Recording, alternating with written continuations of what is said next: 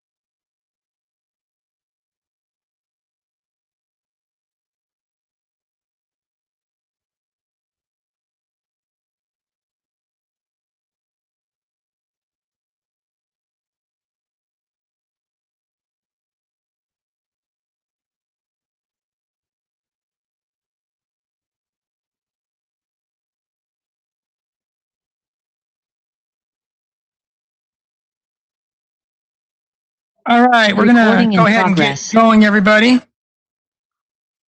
Man, you are a raucous crowd. You're all so happy that Lane is retiring.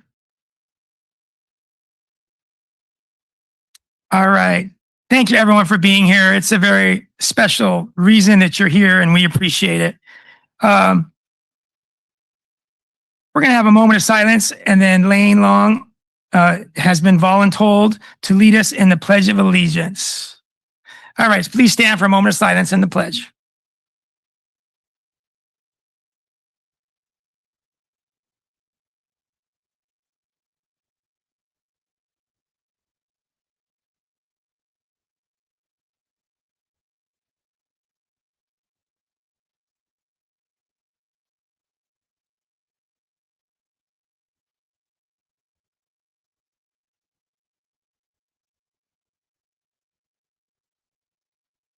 For being a good sport.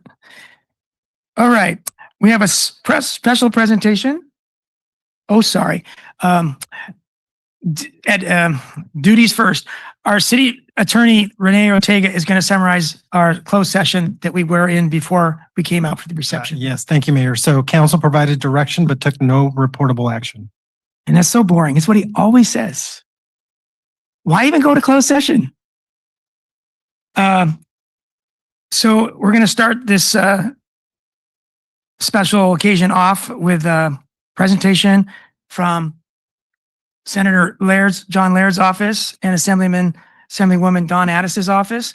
And to present will be their staff, Natalie Boston and Nicole Holquin. And Nicole and Natalie, come on up. And our city clerk will give you a microphone, or you can stand there and use that microphone. That's fine too. Okay. Hi, everyone. My name is Natalie, and I'm a district representative for the office of State Senator John Laird, but I'm also a resident of Marina. Yeah, and I'm here to celebrate Lane Long's incredible work as the Marina City Manager for 13 years. And he's really helped our city thrive. It's clear through the housing infrastructure projects, through the new business developments. As someone who lives here, the work that you've done has made me very proud to call Marina home. So on behalf of the Office of Senator Laird, we have a resolution that we'll present you with in a minute to kind of honor your hard work and dedication. And I just want to say thank you so much for everything you've done. And I hope you enjoy your well-earned retirement.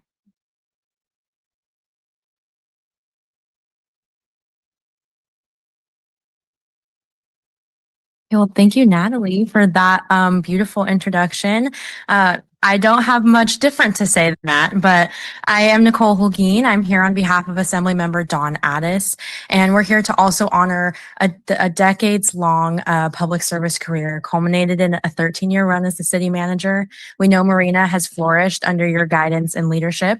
So on behalf of the 30th Assembly District and Assemblymember Addis, and also Senator John Laird, we would like to present this joint resolution to you in celebration of, again, your well-earned retirement.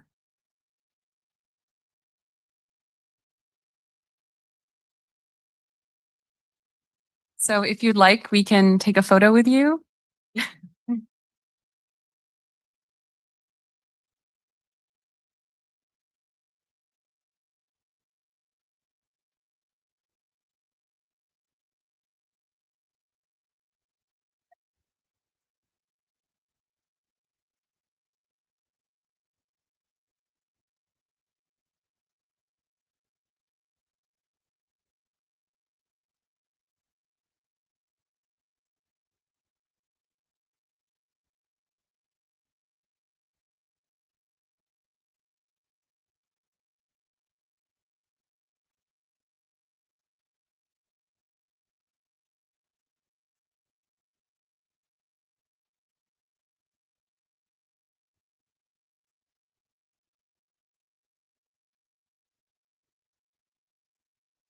Okay, the City of Marina also has a proclamation to present to Lane, and I wanted to read off some comments about Lane. Since we're here tonight to honor his retirement as city manager, we'll start off by saying that he joined us here in Marina in 2013, bringing 24 years of prior government experience, Utah, California.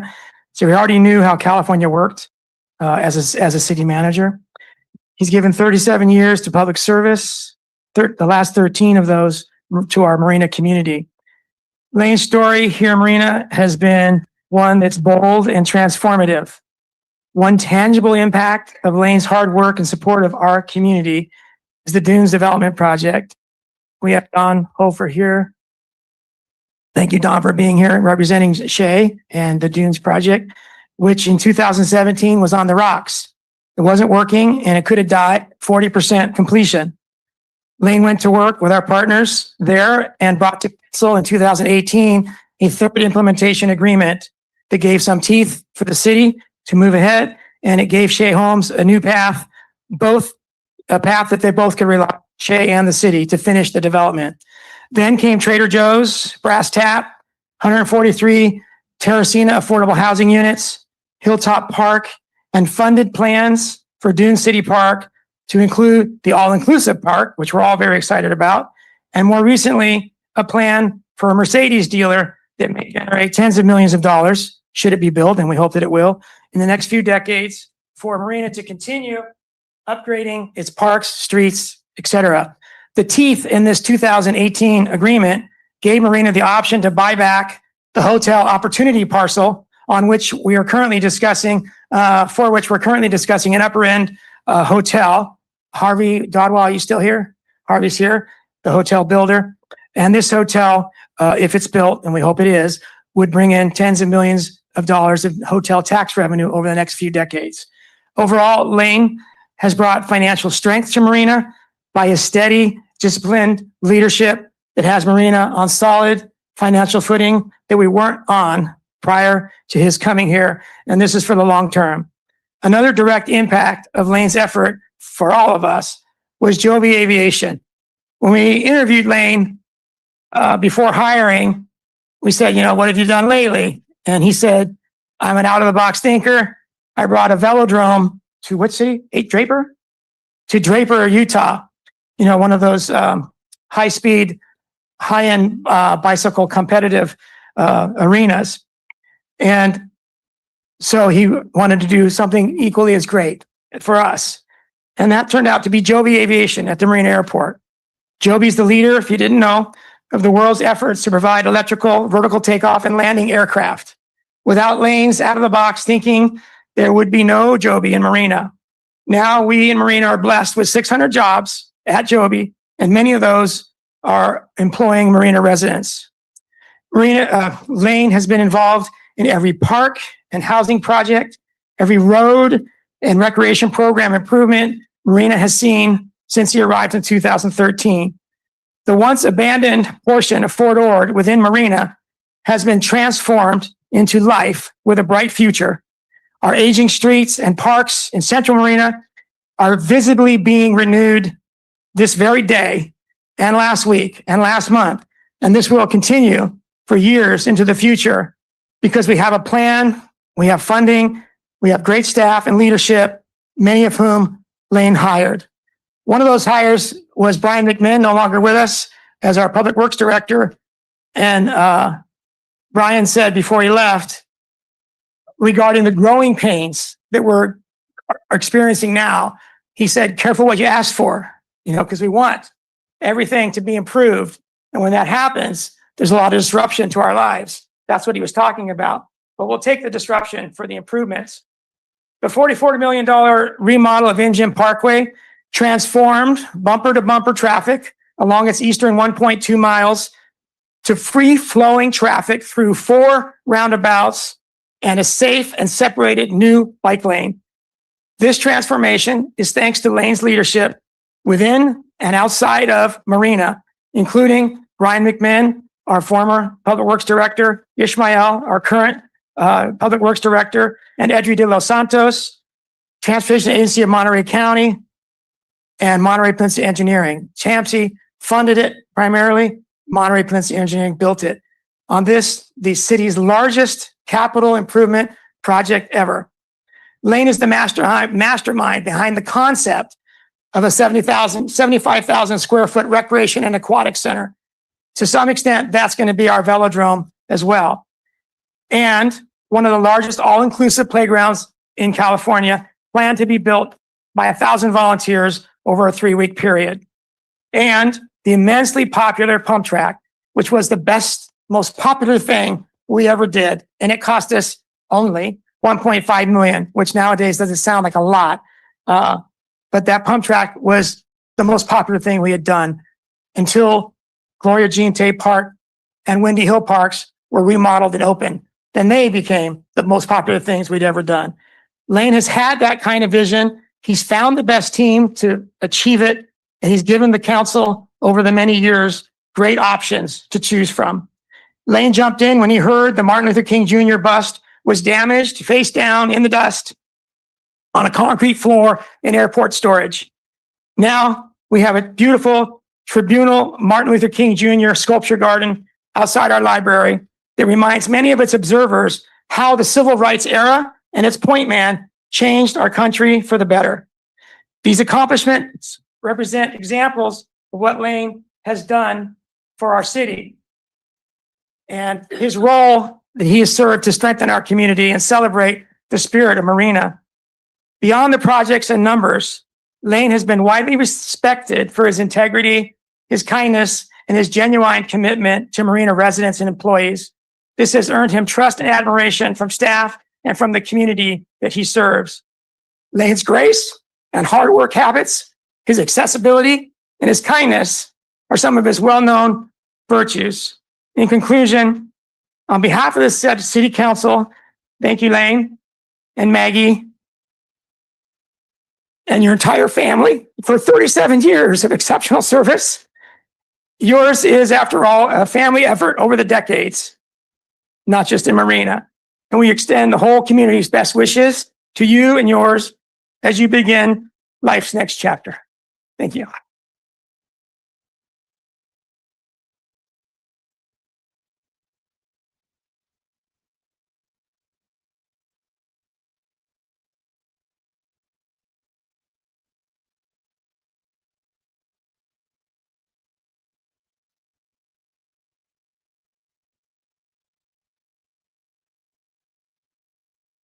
All right.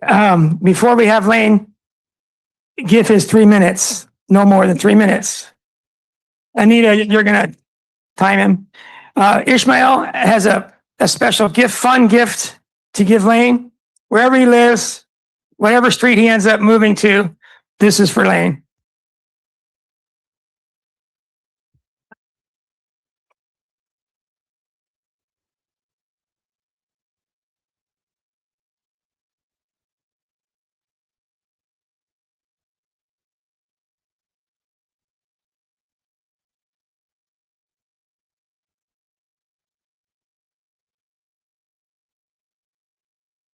Okay, so now the moment you've really all been waiting for, Lane's 3 minutes of fame, and then we'll have some photos with the council, and then we'll have some comments from the council.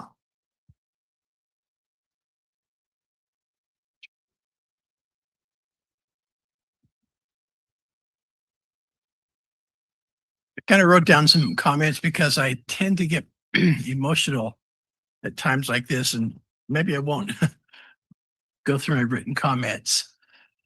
I think at first I want to acknowledge Maggie.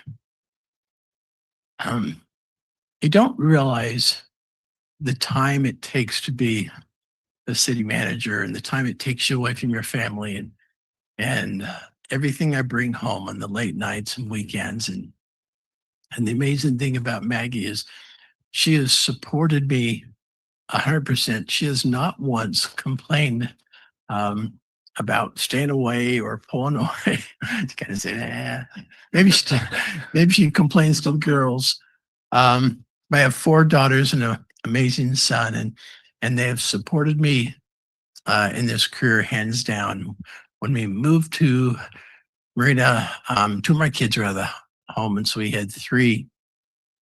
And they're a little unsure. We moved from a nicer house from Utah's large 6,400 square foot, big acre lot, and overlooks a creek and things. We kind of moved them into Abrams Park, and they're kind of, what, Dad? but they quickly grew to love the community and among everything else, it really is the people.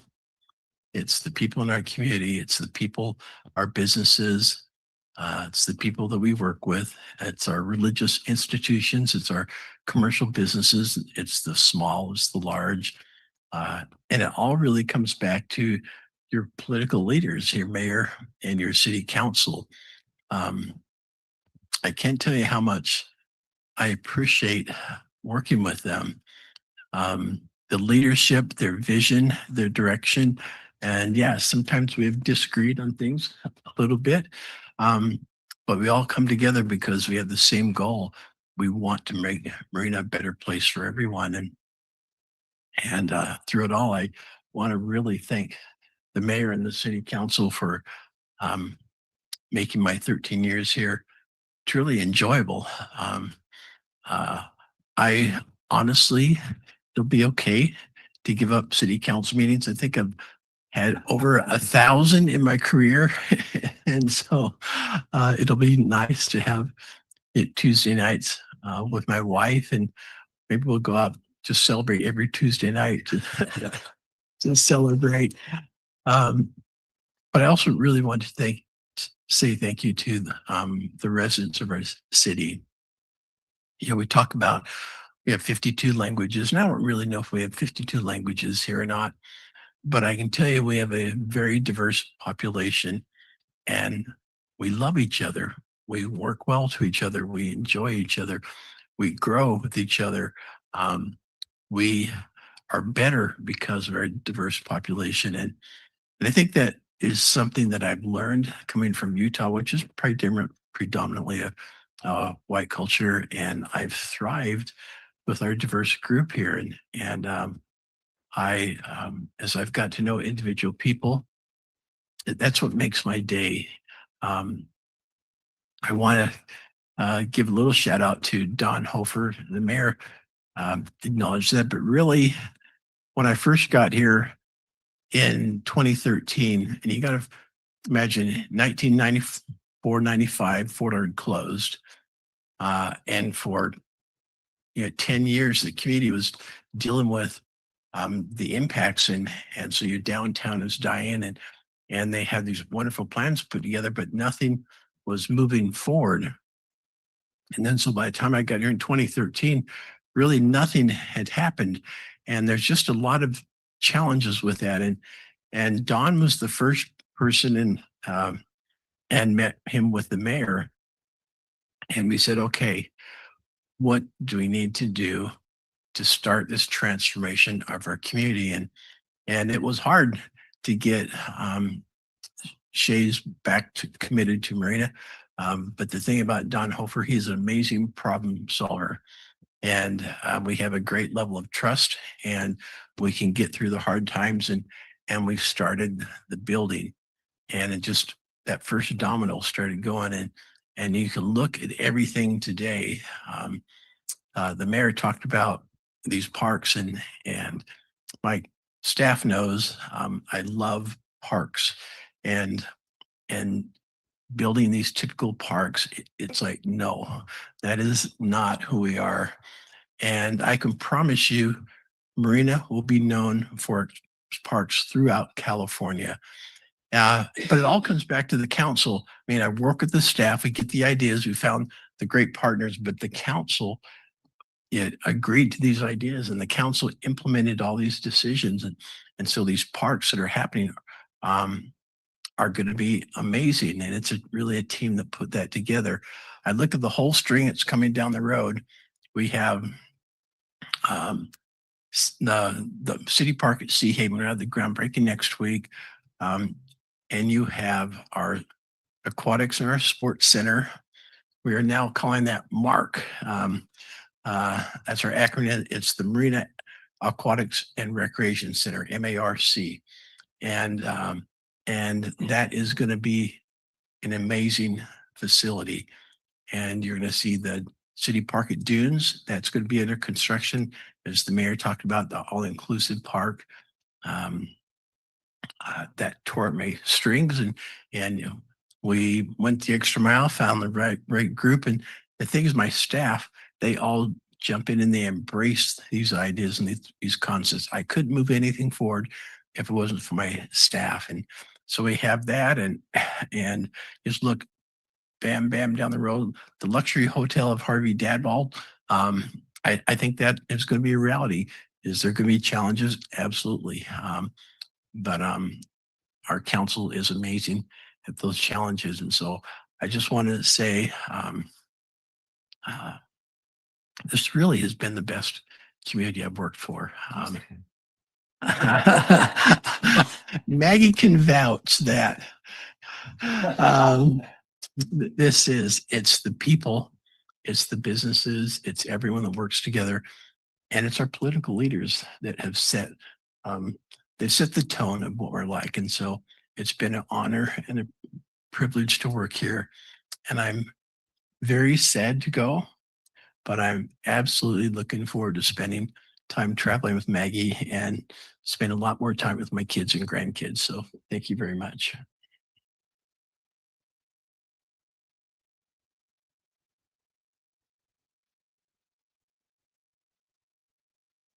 Let's do a quick, let's do a round robin with our city council members, and then we'll take some photos. Kathy Biala? Thank you, Mr. Mayor. I did write down stuff because I don't want to skip any of my sense of appreciation for this man sitting next to me. I truly cannot express the deep gratitude I have for Lane's work and dedication to Marina. He has been the quiet visionary and engine behind the city council, such that KSBW's recent broadcast on Marina started off by saying, just when you thought Marina was reaching its pinnacle on new development, and then continued by saying that a luxury hotel resort is being proposed. This speaks to that region-wide positive reputation about our city. And over 13 years, Lane has been in the background making our council's vision all possible. He doesn't get in the limelight, and he doesn't want it, but he can be found working in his office until late at night, 6 days a week, answering phone calls on his vacation, contributing to Marina's public face of being respectful, professional, and always friendly. He has never been mean-spirited or petty or dishonest. He has been our role model of the best of interpersonal relationships to all people, including those whose opinions may differ from others. I always remind myself of Lane's impeccable demeanor while I grapple with the many challenges before our council on this dais. I want to bring up only 2 examples among many that have already been mentioned by our mayor that I feel only Lane could have done this for us, that are absolutely critical to the future of Marina. 2 examples that he has dedicated his life to and for which the public has largely taken for granted. The first is his support of Joby Aviation some 9 years ago when they first approached the city. No one, including the FAA, Federal Aviation Administration, even understood what an eVTOL was.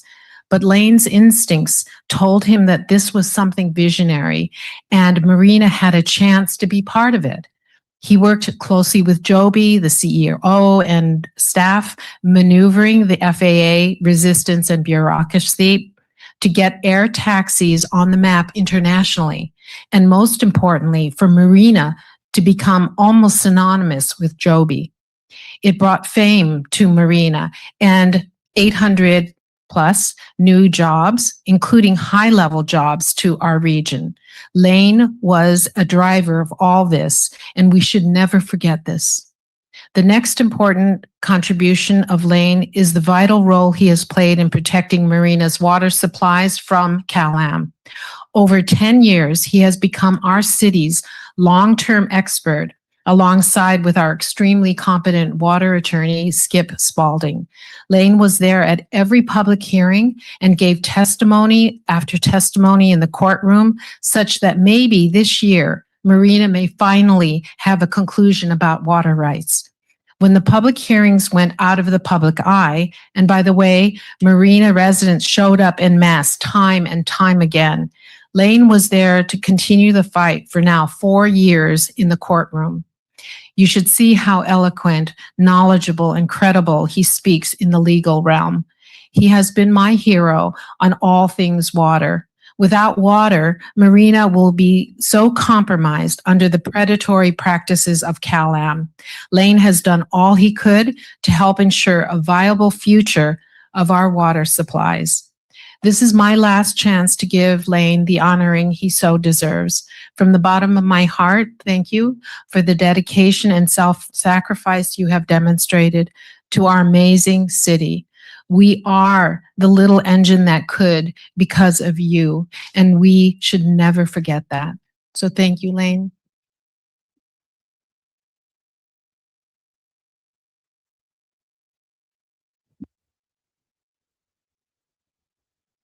Online, we have Councilmember McAdams. Hello, Jenny, and welcome. Hi, Mayor. Can you hear me? Yes, loud and clear. Thank you so much. I wanted to just take a moment and to express my deep gratitude to Lane Long for his service to our city. Lane's legacy is all around us, from bringing Joby Aviation to meeting and exceeding our RENA housing goals, to ensuring our city provides shelter beds, transitional housing, domestic violence housing, senior housing, veteran housing, just diverse homes and safe, affordable housing for people from all walks of life that no other peninsula city is doing. Also, Lane has really shown his innovation with the below market rate program that we have. And, you know, to piggyback on Councilmember Biala's comments about his advocacy and just passionate fight of protecting our water, Marina's natural resources. Lane loves the city. He loves the staff. He loves our residents. He truly is a visionary. And when we look around Marina today, we are living in so much of that vision that he helped create. Truly exemplary legacy work. So Lane, thank you for your leadership, for your service. I'm so sorry I couldn't be there tonight. But I hope that you enjoy and relish in this well-deserved retirement. And thank you for your leadership and service to the city of Marina. Thank you, Jenny.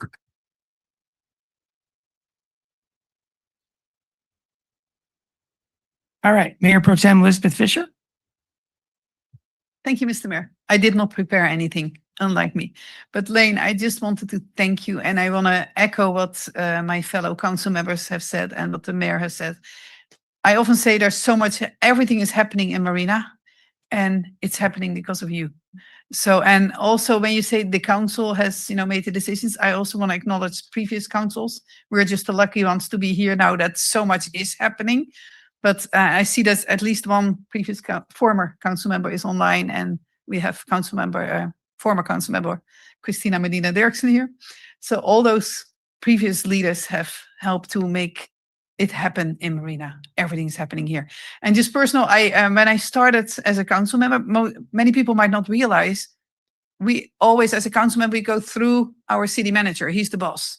And I used to, in my job here in Marina, and also as a resident, I used to just email staff. They're so happy I don't do that anymore. But so, and when I had my first meeting with Lane as a council member, I said, oh, but now I have access to you. And he said, yes, you have me. And boy, did I have you. And I'm looking forward to our final meeting last Thursday. And I apologize to Maggie again. It's late afternoon, so he might come home late, because it's always so inspiring. Even if I went in there with my whole list of questions and then I always left energized. So thank you for that. I wish you all the best together with Maggie and your children, even your parents, grandchildren. Yes, everybody, all the best, Lane, and I'll see you next week. I'll see you tonight. So thank you. Thank you.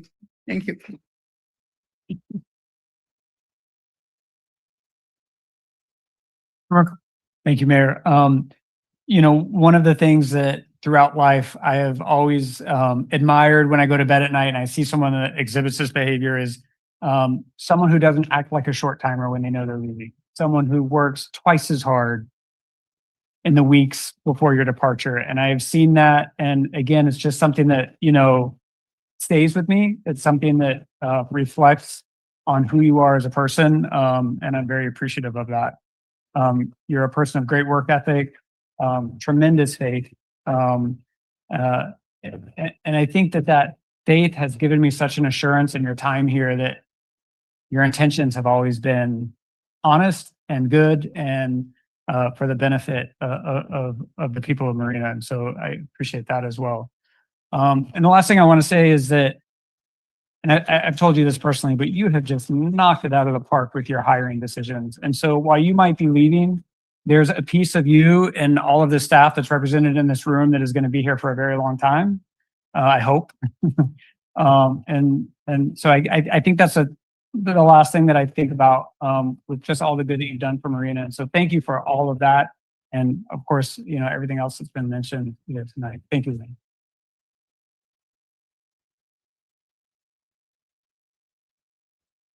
All right. So, it's been a team effort. So let's do this right.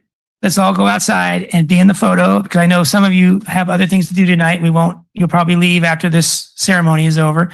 We'll get on with the rest of the agenda. But let's first take a photo with everybody in this room outside in the sunshine. So we'll be looking into the sunset. And so we'll be illuminated. And Belinda, our HR director, if you can find someone to take the photo, you can be in the photo. But let's all step outside. Andrea Willer is volunteering. So let's all step outside and see if we can make this work.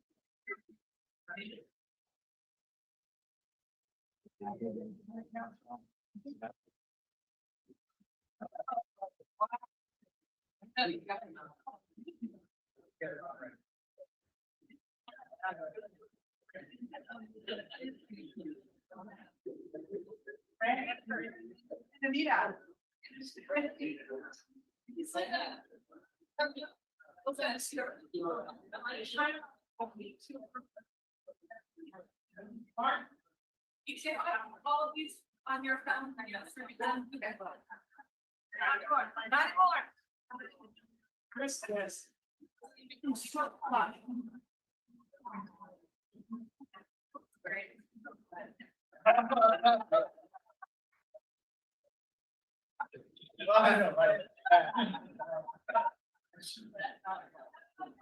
Careful, I have a camera. See me? I can't. Hey, stay where you are. You mark, Scott, no, there's that, Rita. Come on. Alma. Get to the.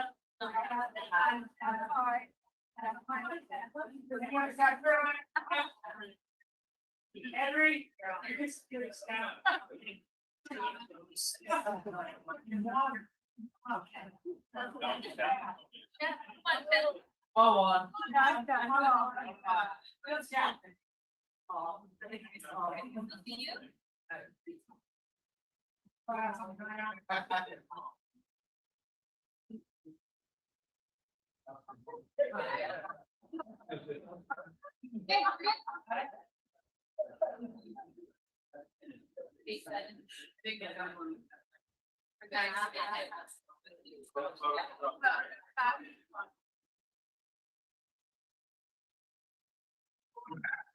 Okay, this meeting is adjourned.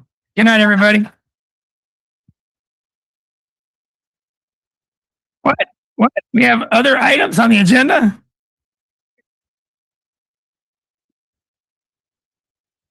All right, tough act to follow, but Elizabeth Fisher, our Mayor Pro Tem, is going to do just that with the National Parks and Recreation Month proclamation. But before she does, we have a couple of photos to present on the screen that Elizabeth, our Recreations Cultural Services Department Director, is going to lead into with us.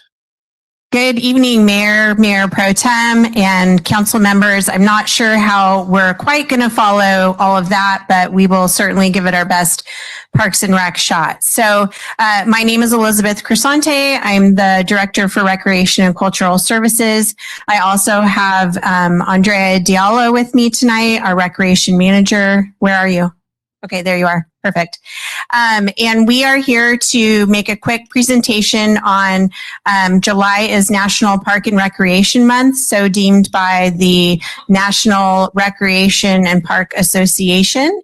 And so one of the great things about Parks and Rec is that people often perceive Parks and Recreation as being the fun and games department.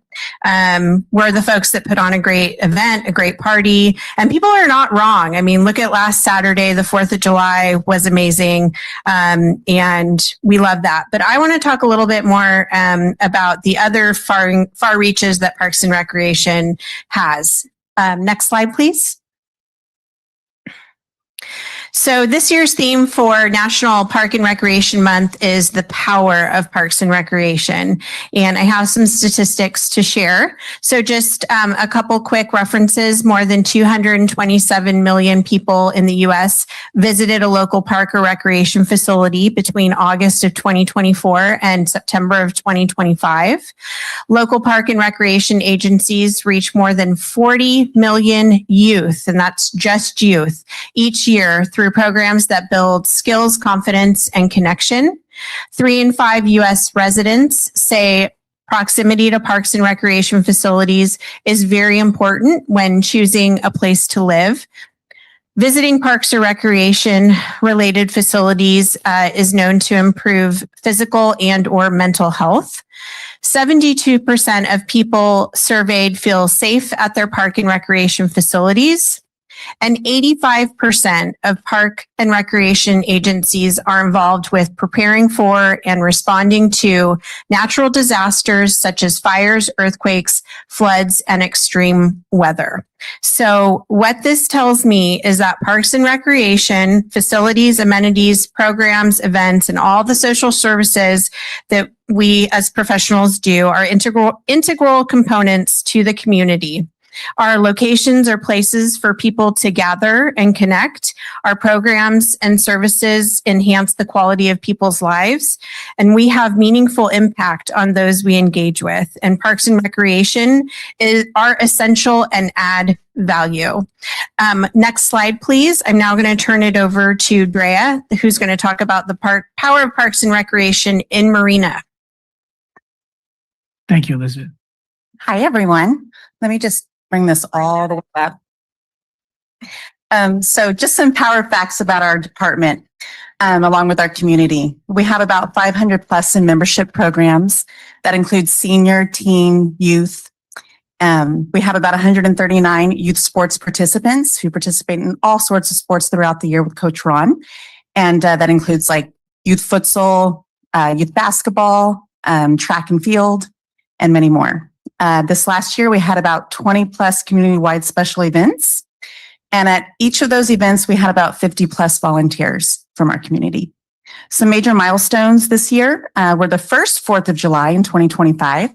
We had about 3,500 in attendance, and I'm pretty sure that we had close to 5,000 this time, and I'll find out exactly this week later on through Placer. We celebrated Marina's 50th anniversary in October of 2025. Very special event. And we had 2 park openings, one at Windy Hill on June 7th, 2025, and then this last June, Gloria Jean Tate Park. And we also celebrated on June 13th, the first volunteer recognition luncheon with the Human Resources Department, and that's only going to continue to grow. Thank you. Great job. Thank you, Drea. a lot of work behind all of those bullets. Just kidding. Sorry. So just so everyone knows that we do have a lot of goals coming up for the rest of this year and 2027. It is to increase our overall participation by 20% throughout our department. Launch our facilities module feature in Civic Rec so that our community members will be able to rent Vince DiMaggio, Gloria Jean Tate Park, and our other facilities through our Civic Rec process online. And to have the Recreation and Cultural Services Commission retreat, and to execute our all-inclusive playground volunteer community build for our 34,450 square foot playground that we will build at the City Park, the Dunes. And to break ground on the Marina Aquatic and Recreation Complex, also known as MARC, and to produce a fee study of our department. All right, thank you. Great goals. Thank you. Okay, next slide. So how can you leave an impact? How can our community leave an impact? How can you get involved with Parks and Recreation? Some of the ways that people can support us, you can visit a park. You can participate in one of our programs, attend one of our many events, sign up to volunteer with us. There's a ton of opportunities for people to volunteer. You can advocate for us. You can go to a public meeting. You can talk to City Council. You can come to our Recreation and Cultural Services Commission meetings and advocate for resources and things that you think that the community needs. And you can also follow us on social media. We have both Facebook and Instagram. One last thing that isn't on here that I wanted to just give a shout out is Friday, July 17th, which also happens to be Lane's last day, is National Parks and Recreation Professionals Day. So if you're out and about and you see one of us, feel free to give us a shout out. So we do have some of our team here. I think, well, a lot of them are resting from the 4th of July, but I think Carolina's still here. Still here. Thank you, Carolina.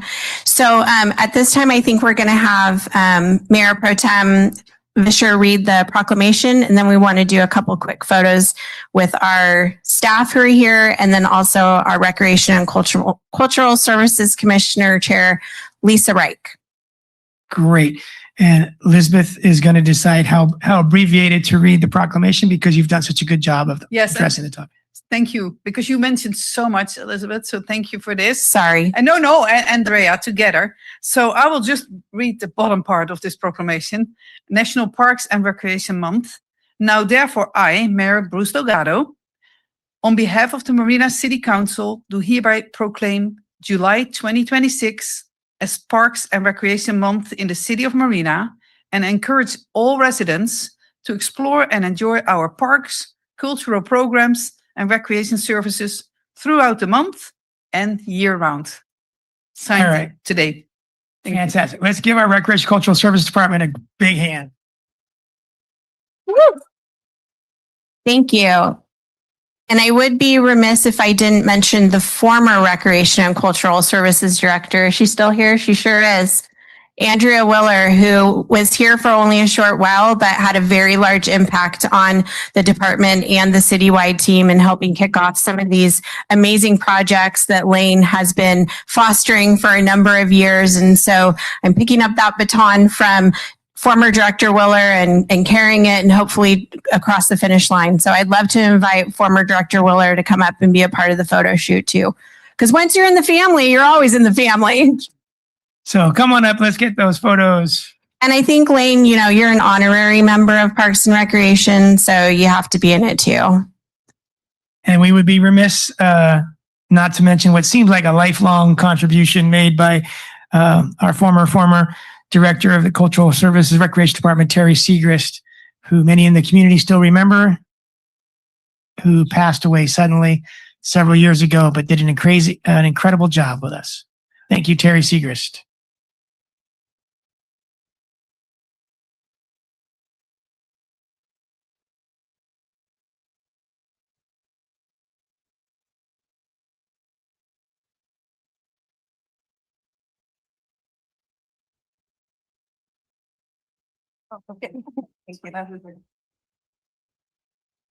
Okay, we're going to move on to council and staff announcements.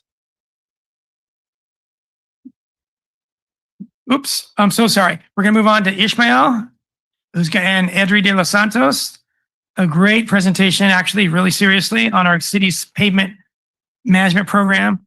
And thank you to Public Works.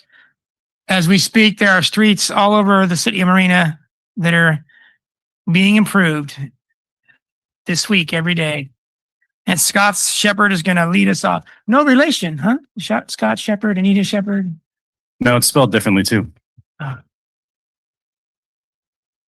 Yes, please. I know we have a lot to do, so I'm going to try and keep it somewhat brief if I can, but it is important because it is a big deal for a city, especially the city the size of Marina, to have this type of program, this robust is a really cool thing. All right. So I stated Scott Shepard. I'm the city engineer here at City Marina. Let me give you a quick update on the pavement management program. And You can slow it down if you want. This is good. takes a second.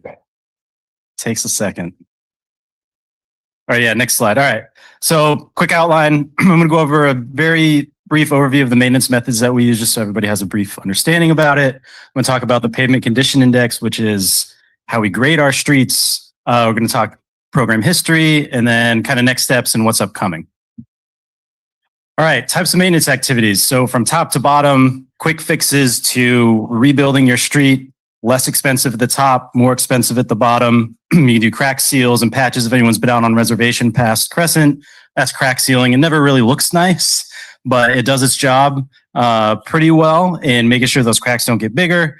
Slurry seals and microsurfacing, almost the same thing. Those are wearing courses that we put on top to protect the pavement section, the structural section of the pavement. That way the top like quarter-inch wears down, but the actual pavement section is still there for the future. And then overlays, grinding overlays, essentially taking that top 2 to 3 inches off and replacing it with fresh stuff. And then when it's really bad, you just got to go in there, tear everything out and rebuild it. Not great and very expensive. Pavement condition index. So you can see grades from 0 to 100, just like everything else in life, I guess. And what we really want is to keep it between 70 and 85. We want our streets in that satisfactory zone. When they're at risk, that's when we need to start doing something before it gets to the poor and failed, which is a reconstruction project, more expensive.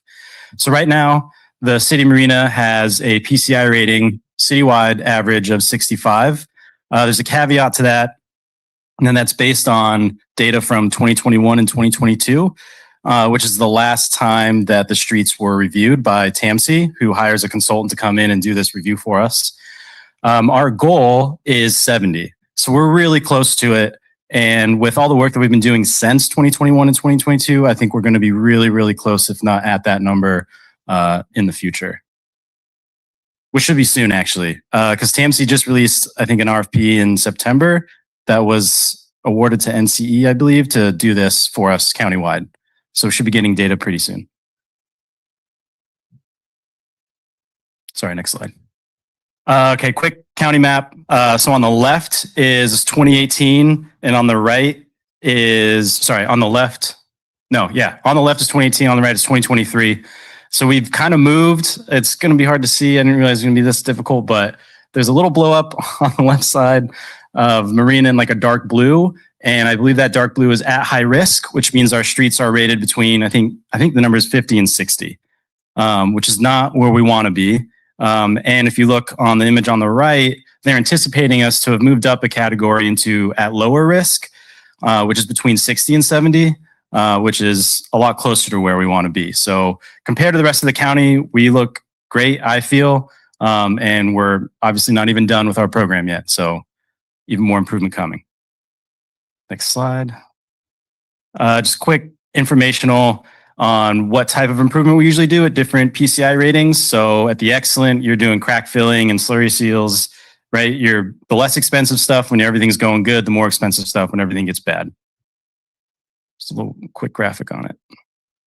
All right, this is an image taken from Street Saver, which is a program that the city has access to that kind of depicts all this information for us graphically. And so this is just a quick graphic of when the streets were last reviewed. So in that indigo cyan color is 2022, and then that dark blue is before 2021. So you see there's a lot of streets in there, and that brown has never been looked at. So there's a lot of new streets that just haven't been reviewed at all. This is an image of the actual PCI numbers. They're not numbers, it's just a rating from bad to good. But as you can see, there's a lot of red on there, which is part of this conversation. And we fully expect those more blue, yellow, and orange colors to start creeping up into better categories as we're doing the resurfacing project this year and previous years, and everything gets reviewed this coming year by NCE and TAMC. All right, project history, like I said, pretty robust. The best data I have starts in 2018. We did some chip and slurry seals, and then just continuing from there. We have to, those dig out repairs, we have to do that before the slurry comes in, because if you've got settlement or something, you can't have that with the slurry. You want to fix it before it gets worse. And then the current program, which was, I think, started in 2023, or resolution 2023-66, started the APR 1801, and we started reconstruction. That was phase 1. Phase 2 was a slurry seal. And then right now we're working on phase 4. It's out of order, but phase 4 microsurfacing, which is currently going on. I'm sure everyone's been impacted in some way. And I apologize, but sometimes we don't have a choice. But a lot of the streets, I think, are turning out really nice, and it's going to look even better once everything's restriped. And then the next phase of projects is the phase 3 reconstruction. We have to split that in multiple phases due to budgetary constraints. Things are turning out a lot more expensive than we anticipated. Some of the estimates were lower back in 2023 than current data showing that they'll be. So we're splitting into 2 phases, trying to hit all the local roads first, and then the collectors and arterials after. And then after that, it'll just be about, regularly scheduled maintenance to try and keep these roads in a satisfactory condition. Next slide. All right. I didn't realize this was going to be a small either, but this is the budgetary outlook. So you can see from resolution 2023-66, there was about $21.5 million approved. Of that, we've expended and or encumbered about 14.2 million, and current estimates show about 15.5 million left to complete the reconstruction phase, that phase 3. So we have a total deficit with all those numbers added up of about 8.6 million. So right now there's still 6.9 million left in the budget, and phase A, the local roads, is expected to be about 8.5, and the collectors and arterials is somewhere in the 6.5 million range.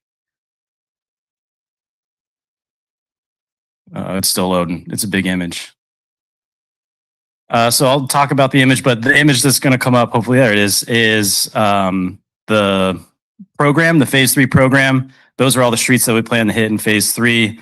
The yellow is all of the local roads, and those purplish colors are the collectors and arterials, phase B. It's a combination of full reconstructions and overlays, and it's a lot of work, but it's, Carmel's in there, one of the worst streets. I feel like there's a few other streets in there that really, really, really need some TLC. But with that, leave it open to questions or. Can you go back to the budget slide? Sure. I see the deficit, and then I see the 3 numbers below that. Yep. I don't understand the 3 numbers below it as they relate to the deficit.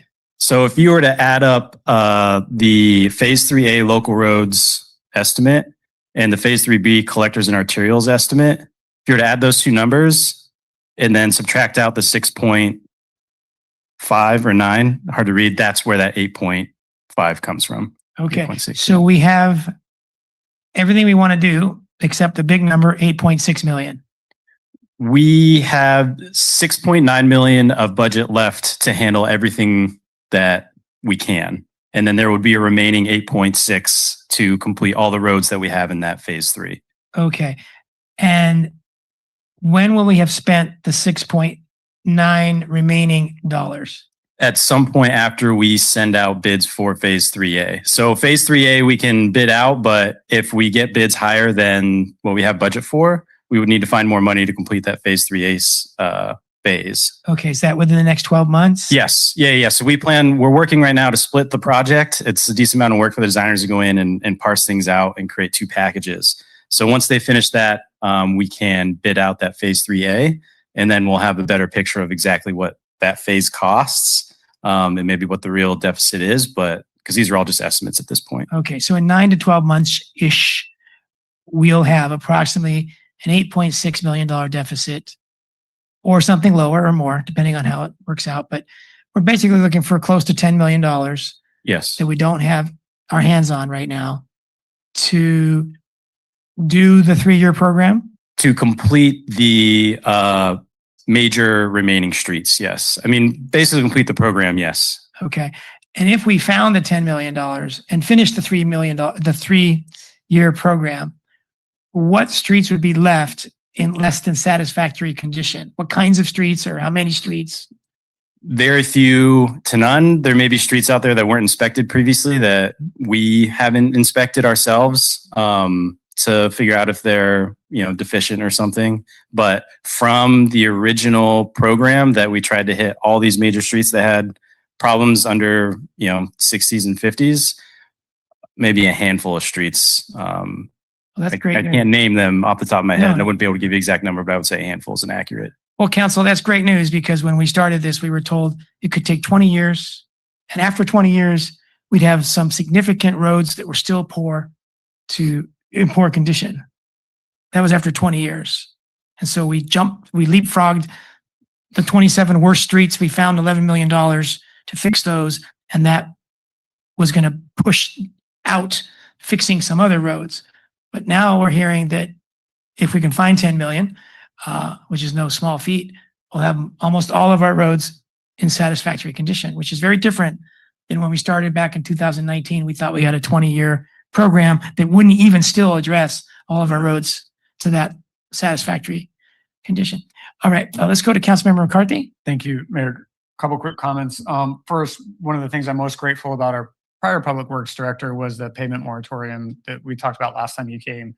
And I dug into that a little bit since you came to us last and just realized what a great benefit to the residents that is in terms of requiring contractors to fix streets to a certain degree. Having said that, as we grow, anytime you cut into a newly constructed street, right, it's like broken china. You can super glue it all you want, but it's never like a fully constructed street. And so I think that's something that we're going to be challenged with moving into the future.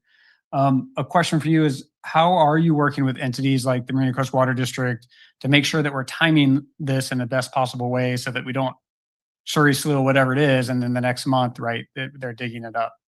Yeah, with MCWD, it's actually easier than some of the other utilities like AT&T. So MCWD, we meet pretty regularly, bi-monthly, monthly to talk about some of the major CIP projects that we have and try and coordinate them to align them pretty well.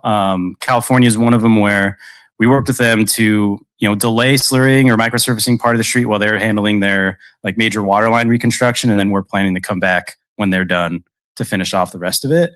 But with other utilities, it can be a little bit more difficult, and emergency repairs sometimes happen where we don't have a choice. But as part of our encroachment permit process, we usually put in conditions of like, hey, like you got to reslur it, you got to resurface this whole street or something like that so that, it doesn't look like patchwork. Okay. And that's my final comment is just, although I'm grateful for the payment moratorium, which is part of our code, I did also have an opportunity to kind of dig into our encroachment permit.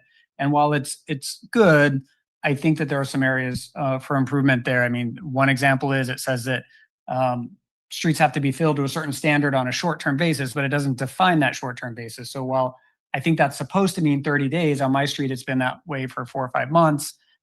And presumably Public Works is having a hard time holding the contractor, accountable because the encroachment permit isn't super clear, right? So just a couple comments there. I know I've shared some of these concerns with you offline or with the department offline, but wanted to say them on the record as well. Thank you, Mayor. Great. Mayor Pro Tem Fisher. I wasn't planning, but I can always say something. I just wanted to acknowledge that the information this year was so much better than was it 2 years ago. So whatever contractor you're hired, it's he or she, they're doing the job very well. So thank you. Yeah. That's good to hear. That's what we wanted. Want to follow up? I don't know of any pothole in Marina right now. There are probably some somewhere. And as soon as people report them, they will probably be fixed right away.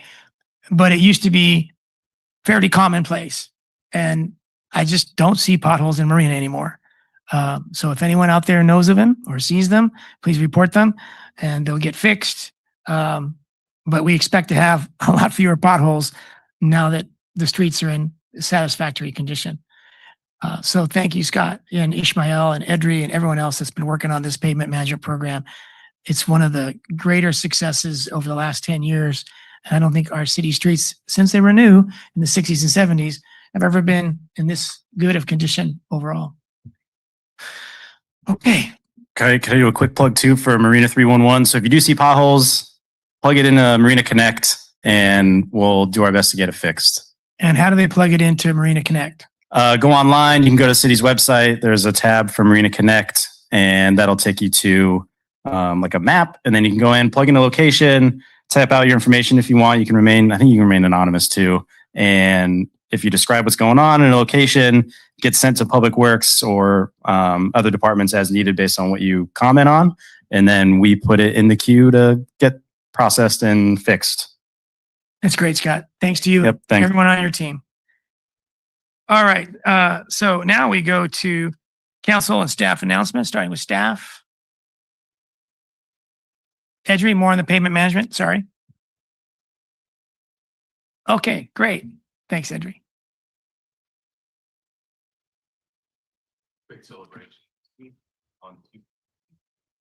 Quick celebration next week on Tuesday, July 14th at 1 p.m. We're going to be closing off Imgen Road and having a ribbon cutting ceremony for the project for the Imgen Road, Imgen Parkway widening and roundabout project. We'll have representatives from our elected officials. We'll have speakers from TAMC, and here we'll be looking forward to you speaking, Mr. Mayor. And we'll have little gifts to give to those who attend. So we hope all could attend Tuesday, July 14th at 1 p.m. Again, this will be on Imgen Road. We're going to be closing off the entire roadway. So if you'd like to attend, you could take California Avenue to 8th Street, come on the southern end of Imgen Road, and as we're having the ceremony closer to the roundabout. Check the website for more information. Thank you. Great project, Edry. Great to see the artwork there too. All right, that was July 14th. Yes. And what time was it? 1 p.m. July 14th at Imgen Road. Come around the Equestrian Center to get to Imgen Road, and you'll have a good parking opportunity there. All right. Anything more from staff? Council? Okay. I'll just say something that Elizabeth said, or Andrea, that the second ever July 4th block party at the airport was fantastic. There was probably, I don't know, 75 to 100 people lighting off fireworks. And there was probably 3 times that amount of people just spectating, watching the families do the safe and sane. It was a really precious end. It was about 8:30 to 9:15 to a party that started at 3:30 p.m. And I wasn't there at the start, but I understand at 3:30 p.m. there was quite a long line of people waiting to get into the event at the onset. I saw 2 of the 3 bands. They were great. A lot of people dancing. The beer and wine garden was great. Otter's Den, local business, was running the beer and wine garden. I saw pictures of Councilmember McCarthy climbing the rock wall with Drea and Amanda. He looked like Spider-Man, like a monkey. He got up there first. They let him in. The food, there were many food trucks. We went to Chillin' and Grillin', have barbecue ribs. I haven't had those in a while. It was great. It's just so much fun. Everybody was happy, thousands of people. And when I walked away, it was about 10 o'clock, 10:15. There were so many public works, police, fire, closing down the event. It just looked so safe and well organized and totally cared for by the city of Marina and all of its partners, including Green Waste, our hauler partner that hauls all of our recyclables and trash and organics. It just was a tight, from the outside looking in, it was a tightly run, super successful event. I'm sure it was disorganized if you were running it and you saw the flaws. It could be made better. That's always the case with events when you organize them yourself. But what a success that was. And it's the second time, a little bit better than last year, I think. One more band than last year, more food truck. It was just a little bit better run event, as you might expect. But just thank you. It really spoke well to the city. Most people I talked to were from Salinas, which is great, and having visitors come and understand that Marina has something to offer them. They'll come back and come to other events and come to our downtown and things like that. We know that a lot of Salinas shoppers are at our Walmart and our Target and our other stores throughout town, our restaurants, our Lucky shopping market. So it's great to cater to residents and visitors alike. Just a shout out to a home run on July 4th. It was such a great event. Thank you. Okay, so now we'll go to the public. Anything that's not, I may, just one real quick, Sorry. Mayor. I rarely advertise an event in another city, but the 77th Annual Oban Festival is taking place July 12th, 2026. And I just think it's so relevant to our cultural heritage and kind of the things that we're involved with here in Marina. If you haven't been, the Oban Festival in Seaside is just a really fantastic event. You can Google it and find more information. Thank you, Mayor. all right, that's OBON? OBON, Oban Festival. Okay, so at public comment, anything that's on our consent agenda or anything that's on your mind that's not on our action item agenda, each have up to 3 minutes. Come on up to the podium. We'd love to hear your input.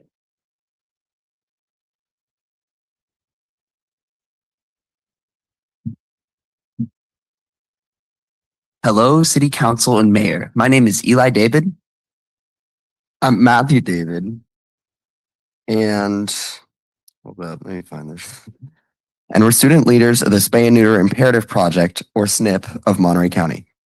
We're excited to announce SNP's partnership with the city of Marina, as Marina will be hosting a low-cost spay and neuter clinic on August 8th for Marina residents that provides spay and neuter services for $25 each. The clinic will be at the Marina Airport, so please call or text 925-967-1001 to schedule an appointment. Appointments are call or text only for Marina residents only, and please provide a utility bill for proof of residence. Again, call or text 925-967-1001.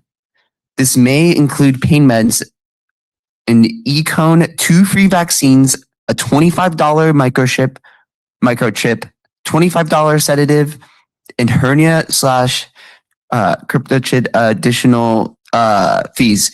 We have flyers we would love to leave you to hand out for those who are interested. They're back there.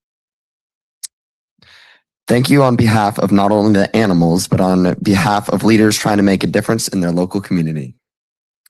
This step will prevent so many unwanted litters and will help mitigate an overabundance of dogs and cats who don't have homes, as a single unspayed female cat and her offspring can produce over 100 cats in 2 years and more than 2,000 in 4 years. Spay neuter also extends animal lifespans and lowers mortality rates. Studies show intact dogs live an average of 7.9 years compared to 9.4 years for altered dogs. And neutered male cats live up to 62% longer than intact males.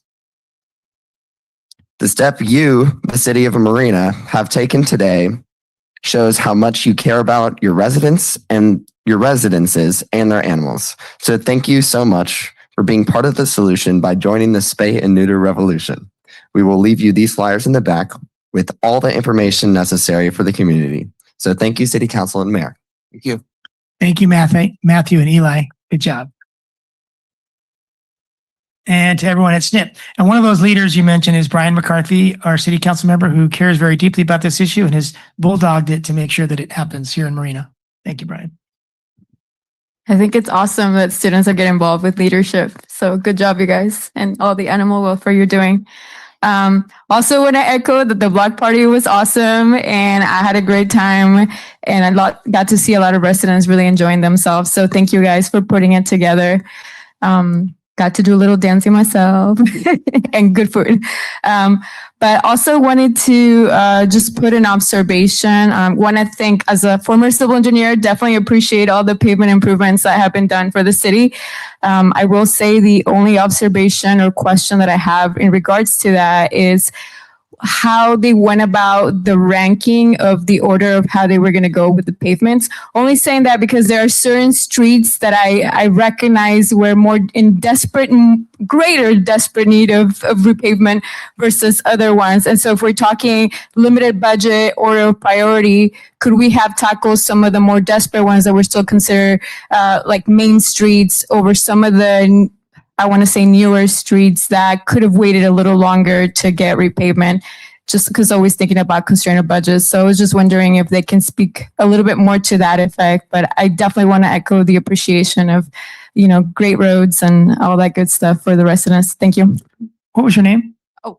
Ana Luz Acevedo Cabrera. Ana Luz. So Yeah. please, on your way out, speak to Ishmael, because there's total method behind the madness that explains why the best streets get done first, the worst streets get done last, with some exceptions that we've already talked about tonight. But Mhm. please talk to Ishmael back there in the booth on your way out, and he'll have a good discussion with you.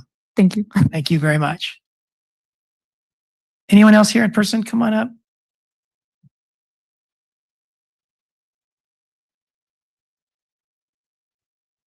Hello, everyone. My name is Christina Medina Dirksen, resident of Marina. And for those of you watching online, I want to show you this binder, and this is a light binder. Well, actually, it's pretty heavy, but I would estimate this probably has about 600 to 800 pages of information. And Mr. Lane Long is responsible for ensuring at least twice a month fun weekend reading for council members. And not just that, is directing these people who put it together, the staff, the expertise that they have. I just commend you, honestly, for having a very functional city. Please don't listen to anything online, because people will say how dysfunctional we are and how we're wasting money. And mayor, you live in large because you're taking money, lots of crazy positions, and all of you need to go because you do a terrible job. That's why Lane, no, you're leaving. But the point of what I'm trying to make is that is so not true. If you read these binders and if you get the understanding of what Lane puts out to the residents and how he educates all of us, you come up here, I kind of think about it like it's municipal government Jeopardy. You have to know a little bit about everything. And he puts it together and he educates not just the council, but the community. And I think you've done a really good job of that. It pains me when I do hear how things are so bad, when I remember what it was like when I moved here close to 30 years ago. I'm looking at my time. This city has gone from negative, hopelessness. We have no money. We can't do anything. Excuses across the board of why we couldn't do anything. We are too much of a disadvantaged community to even consider taxes because we could barely pay our bills. To where we are now, with people are willing. We see them at the parks coming to our community people who live in my neighborhoods, seeing their tax dollars at work. The street pavement plan that we just talked about, it's all you, it's your vision, and it's all of you. So I think we have a lot to be proud of. Again, don't listen to what's happening online, because I think a lot of it has to do with the function of what's going on up here. And you are leading a team that works very well together. Of course, there's some things that, we're never going to agree on, and things we can do things better.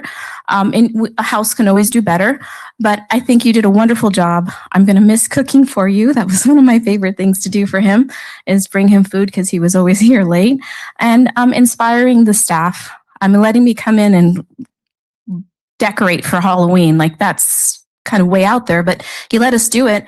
And that was a matter for your staff to feel appreciated. So I just want to say, on behalf of the residents of Marina, thank you.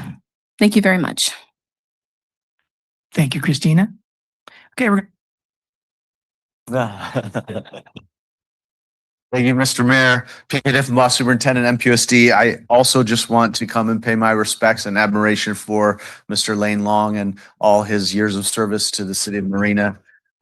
We came on around the same time, and it's just been a joy to see the city of Marina grow and flourish and really become a place that gives me hope for the entire peninsula.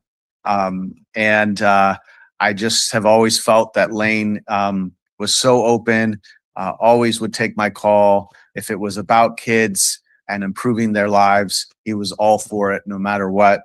Lane was someone early on that really said to me, hey, you have a high school here and you need to invest in it. We're going to build this city and it needs to have a great high school to go to as well. And so we'd like to think that we've made progress on that end as well as we've grown together.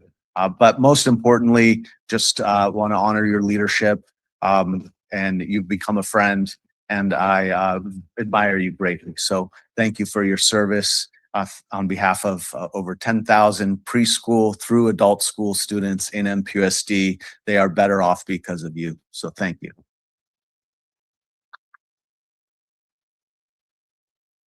And if anyone didn't know, that's PK Diffenbaugh, the superintendent of the Monterey Peninsula Unified School District for 10 years, well, 13 years. He retired, and then like 3 months later, he unretired. So hopefully he'll be here for a lot longer. But PK has been transformative in the school district, and everybody appreciates and admires the work that he has accomplished with the schools. Thank you, PK. Anyone else in person? Come on up. We see a couple people, one at a time. That'd be fun. Still getting used to your agendas. Is this the appropriate time to ask questions about the UT or no? That'll be on the action agenda. This Okay. is for other things that aren't Okay. on. All right. Sounds good. Thank you. Thank you, Philip.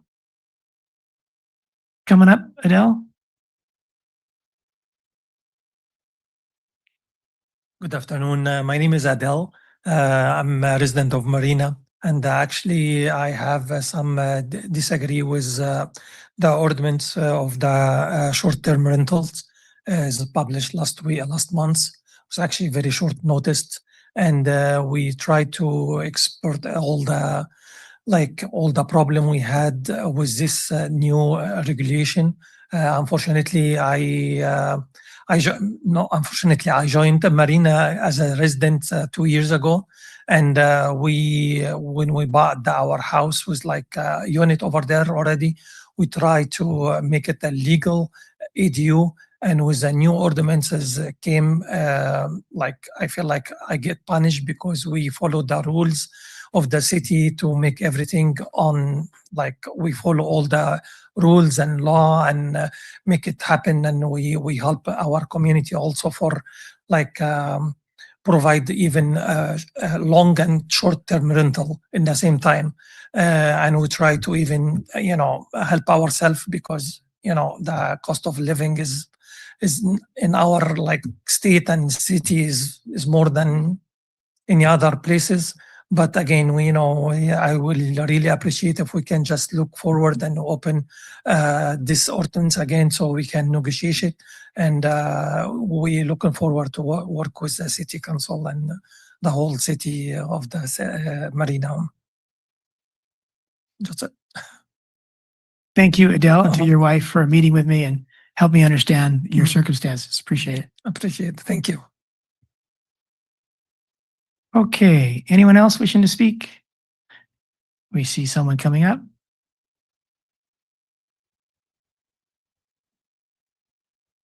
All right. Thank you. All right, we'll go online. Eleni Maniakis. Sorry if I'm mispronouncing that. Oh, hi. I'm Eleni. I was just wondering, what is the future of the Marina Equestrian Center? Because it was a shame to see it close, and I just want to see it go to a good home to someone in Marina. Okay, Eleni, that's a really good question. Lane, what's the phone number she can call to talk to the right person?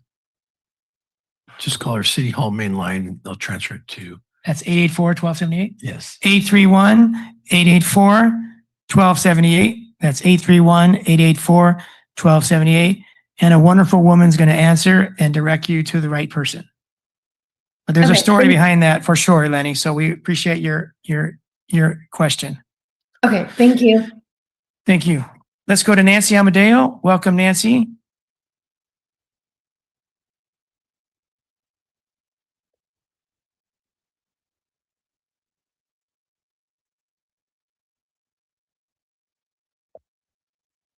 Might be an issue on your end, Nancy. We're trying to unmute you. Nancy, we'll come back to you. Let's go to Mike Moeller. Welcome, Mike. Hello, Mayor, Council, Mike Moeller here. I didn't want to miss the chance to congratulate Lane on his retirement and thank him for his 13 years of dedicated service to the city of Marina. That's, when I understand, 13 years is a pretty long time to serve a city, and I do appreciate this. I know your leadership through the unique challenges of redeveloping the former Fort Ord has helped shape Marina's future and leaves the city in a strong financial position. And at a time when other peninsula cities are struggling, Marina is left pretty strong. I also want to thank you for championing the all-inclusive playground at the Dunes Park. I truly enjoy being part of that project, and I hope you'll come back and see it completed and filled with children and families enjoying it. I wish you and your family a happy, healthy, and well-deserved retirement. Elaine, congratulations. Good night. Thank you very much, Mike. Let's go to Nancy Amadeo. Try again, Nancy.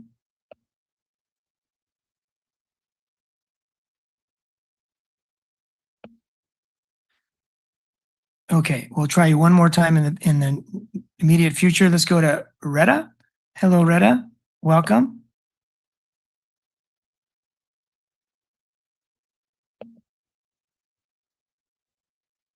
Retta must be at Nancy's house.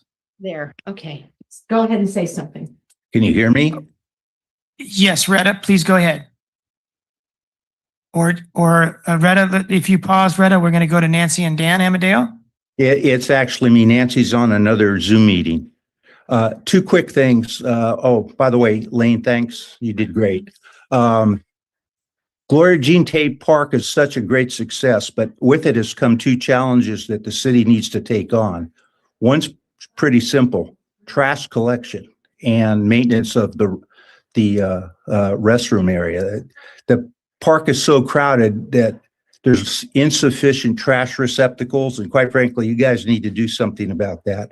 But more importantly, as a public safety issue, is the parking at the park is atrocious. If you're trying to leave on Dolphin Circle, trying to get out on Cardozo, when all of the streets covered, including the red marked areas and the curbs, you cannot see out on the Cardozo. You have to actually drive out onto the northbound lane of Cardozo to see what's coming up the hill and what's coming on the southbound side up the hill on the other side. So I see that as a risk to the city in terms of potential injuries and, God forbid, some kind of wrongful death issue. Because you've got kids running through there. They cross the street in any number of places, supervised and unsupervised. So that's something I really think the city needs to take a hard look at and make some temporary fixes until phase 2, which is another question, is what is the status of phase 2 for the park? Because I was under the impression that included some additional parking someplace.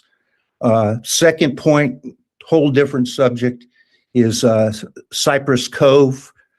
Confused. When you dissolved the district, we were told that because we're an R1 unit, you didn't need a tree removal permit and did not need to replant a tree. The other thing, we were told that you could develop on your property line down to the street as long as you had the appropriate permits, et cetera, et cetera. So I'm pretty sure I heard the city attorney make statements to the effect that, yes, it could, because the easement around the district dissolved when the district dissolved. And to the best of my knowledge, there are no public utilities of any kind that run through the easement. There's no electric, there's no power, there's no gas. So I would like confirmation on behalf of a neighbor who wants to do something that my understanding is correct. You can develop on the property, you can remove a tree, and no tree removal permit is required. Thank you. Thank you very much, Dan. And we'll answer your comments briefly in just a moment. Anyone else online? Let's go to Grace Silva Santella. Welcome, Grace. Hi, Marina City Council and Mayor. Lane, I want to express my gratitude to you and how much you have supported the Friends of the Marina Library and all the years that I've known you and that I've had the opportunity to work with you. If it hadn't been for you, we would not have the blackout shades that are in that room now that have allowed us to have a number of really fantastic monthly movies and free films in the library community room. If it weren't for you, we would not have been able to move forward with a built-in AV system in the community room, which not only accented, improved, made fantastic the films that we showed, but also has provided an amazing community room in that library when different nonprofits and government agencies use that room.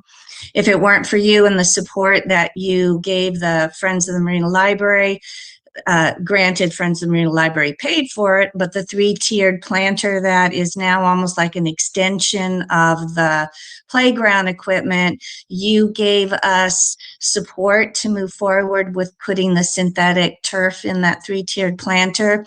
And if it weren't for you, we would not have received the blessing that you gave for the Friends of the Marina Library, the Marina Tree and Garden Club, and the Marina Foundation to move forward with the plantings we did along the side of the building and underneath the flagpole. So I want to express to you my gratitude. You always were embracing of any ideas that we brought forward to you, and you were always extremely supportive of the efforts. And I'm speaking not just for myself, but for Ray, because you really did make it much easier for us. And you also really, when we recognized a few years ago that the irrigation system was in desperate need of repairs, you and former Public Works Director Brian McMinn stood by our sides and helped made sure that that system was improved so that we could move forward and make that library, the building, and the outside landscape as best as possible. So thank you very much, Lane, and I really truly wish you the best in the retirement ahead of you. Thank you, Grace. And thanks to you and Ray for all you do for our community. Anyone else online wish to speak? Please raise your hands. All right, we'll close public comment. And Dan, there is no phase 2. Well, there is a phase 2. We are done with phase 2. That was the playground. And there are just some cleanup tasks to do regarding Gloria Jean Tate Park. I think the staff is on it, on the trash and on the restrooms, including the trash and the restrooms. And then please contact Public Works, Lissandro.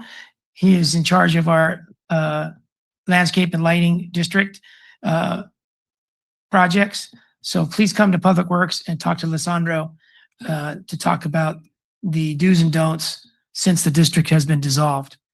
Any other questions that someone may have noted that I didn't? Councilmember McCarthy? Mayor, I'd just like to add that specifically with the parks, please report via Marina Connect. You can, make public comment all you want, but I think that Marina Connect is a place where we're really trying to have a record of some of these issues. So please use Marina Connect.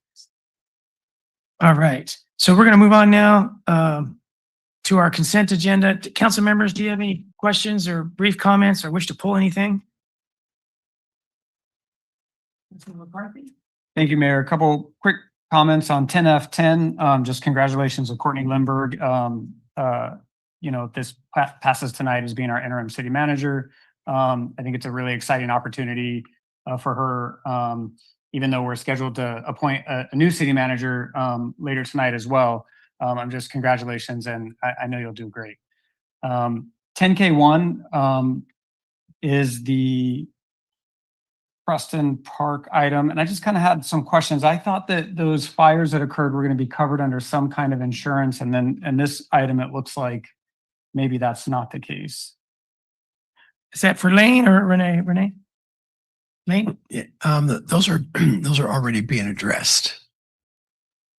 So I think under 10K1, it says that there's like a $1 million to rebuild.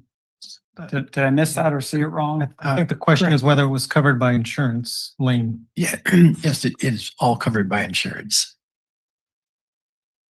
But isn't there an item that says that, that we're putting, maybe we should pull that item and have a broader discussion? And Vanessa's here.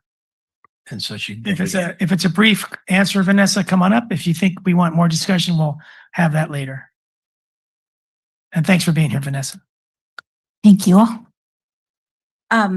So Councilmember McCarthy, the question was whether the fire units are covered under insurance. Correct. They are fully covered under insurance. Okay.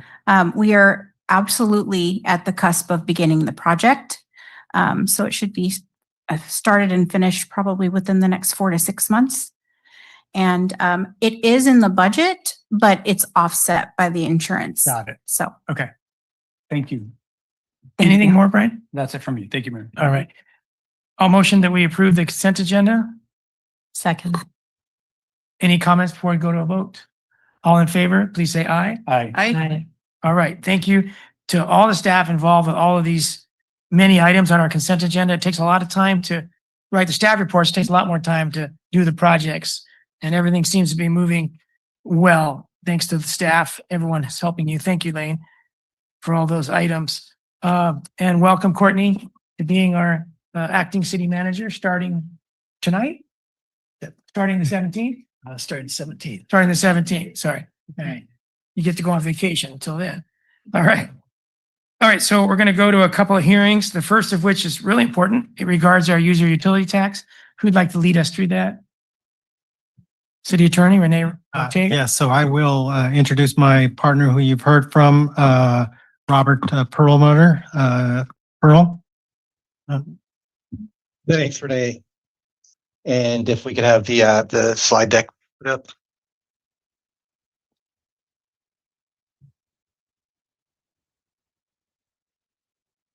Slides.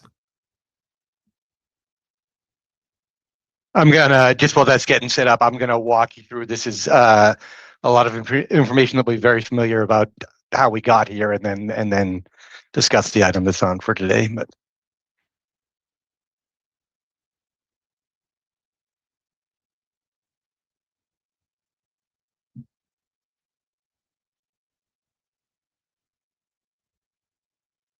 great, thanks. So the item is, as we all know, is the utility user tax proposal. This is the proposed title of the ballot question. Can we go to the next slide, please? As I mentioned, I want to just briefly cover information on how we got here that Lane and others have introduced over several meetings over the last year and a half. But the quick overview is that the city has aging facilities that no longer meet modern standards. Your fire station is at capacity and can no longer fit modern fire trucks or store essential gear.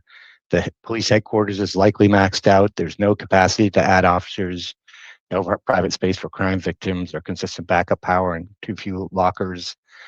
Both of these buildings have significant seismic vulnerability and fail seismic standards, with the result that response could be paralyzed after an earthquake. Likewise, that slow emergency response times based on all of that. And as you well know, City Hall is still in 50-year-old pillars. And the reality is that the improvements to these facilities that are needed, that your general fund just can't cover them. Next slide, please.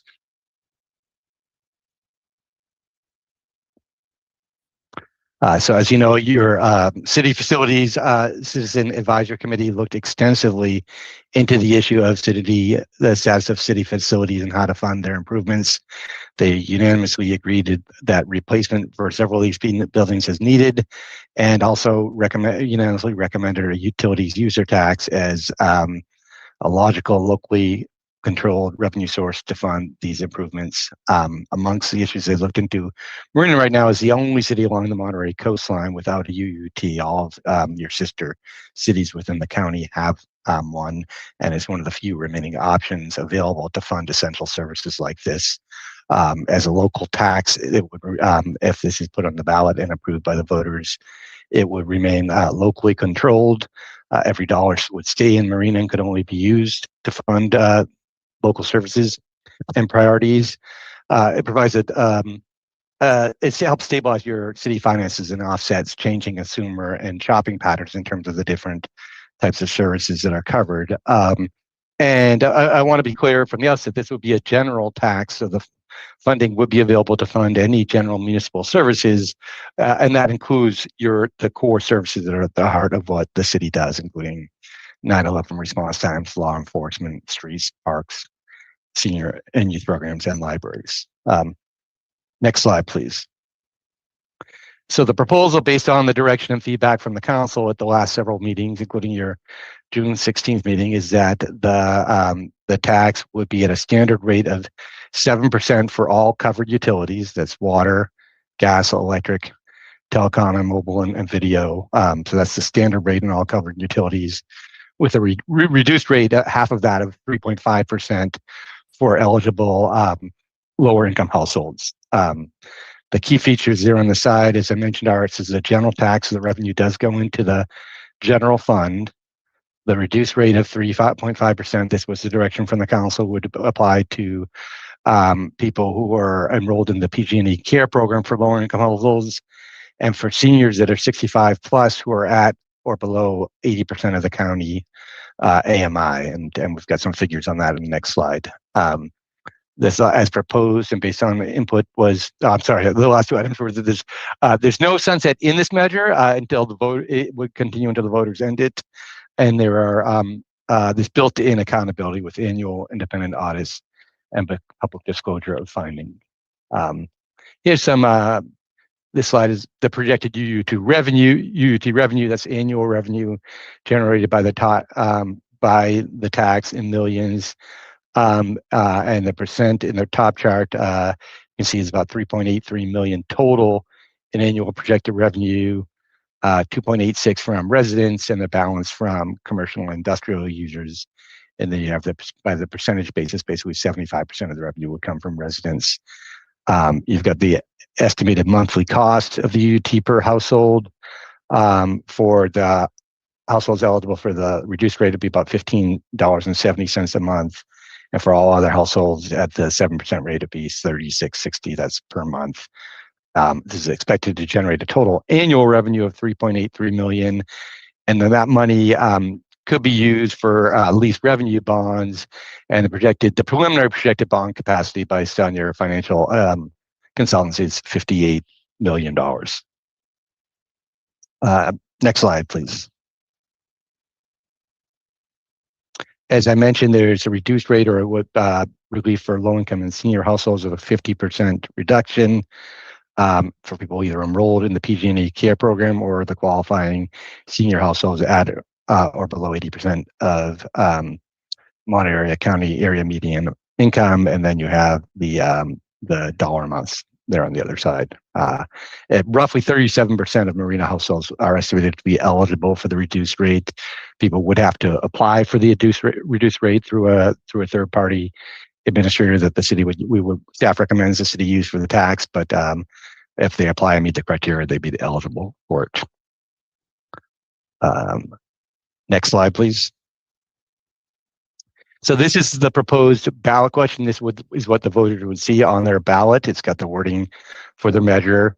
You've all had a chance to read it. One thing, again, I want to reiterate that this would be a general tax. So this, although this listing a number of different things the funds could be used for, they would, as a legal matter, be eligible for other municipal purposes. And that's the definition of a general tax. And that's why this tax would only require a simple majority vote of 50% plus one votes. That's by the voters. I do want to point out that in order for this measure to be placed on the ballot under state law, it requires a 2/3 vote of this council to adopt the resolution placing it on the ballot. That's a 2/3 vote of the entirety of the council. So even though we have one council member absent, it's still 2/3 of the total, which is 4 council members to vote for it.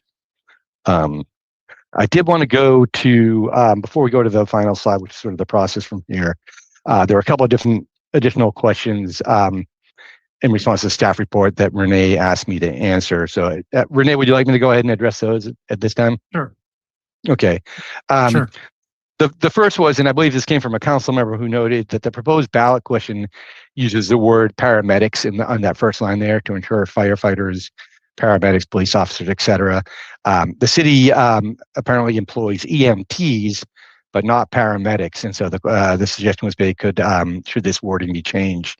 I think that's a good suggestion. So I would recommend that when it comes time to vote on the resolution, the council actually substitute the letters EMTs for paramedics, where state law limits the ballot question to a total of 75 words.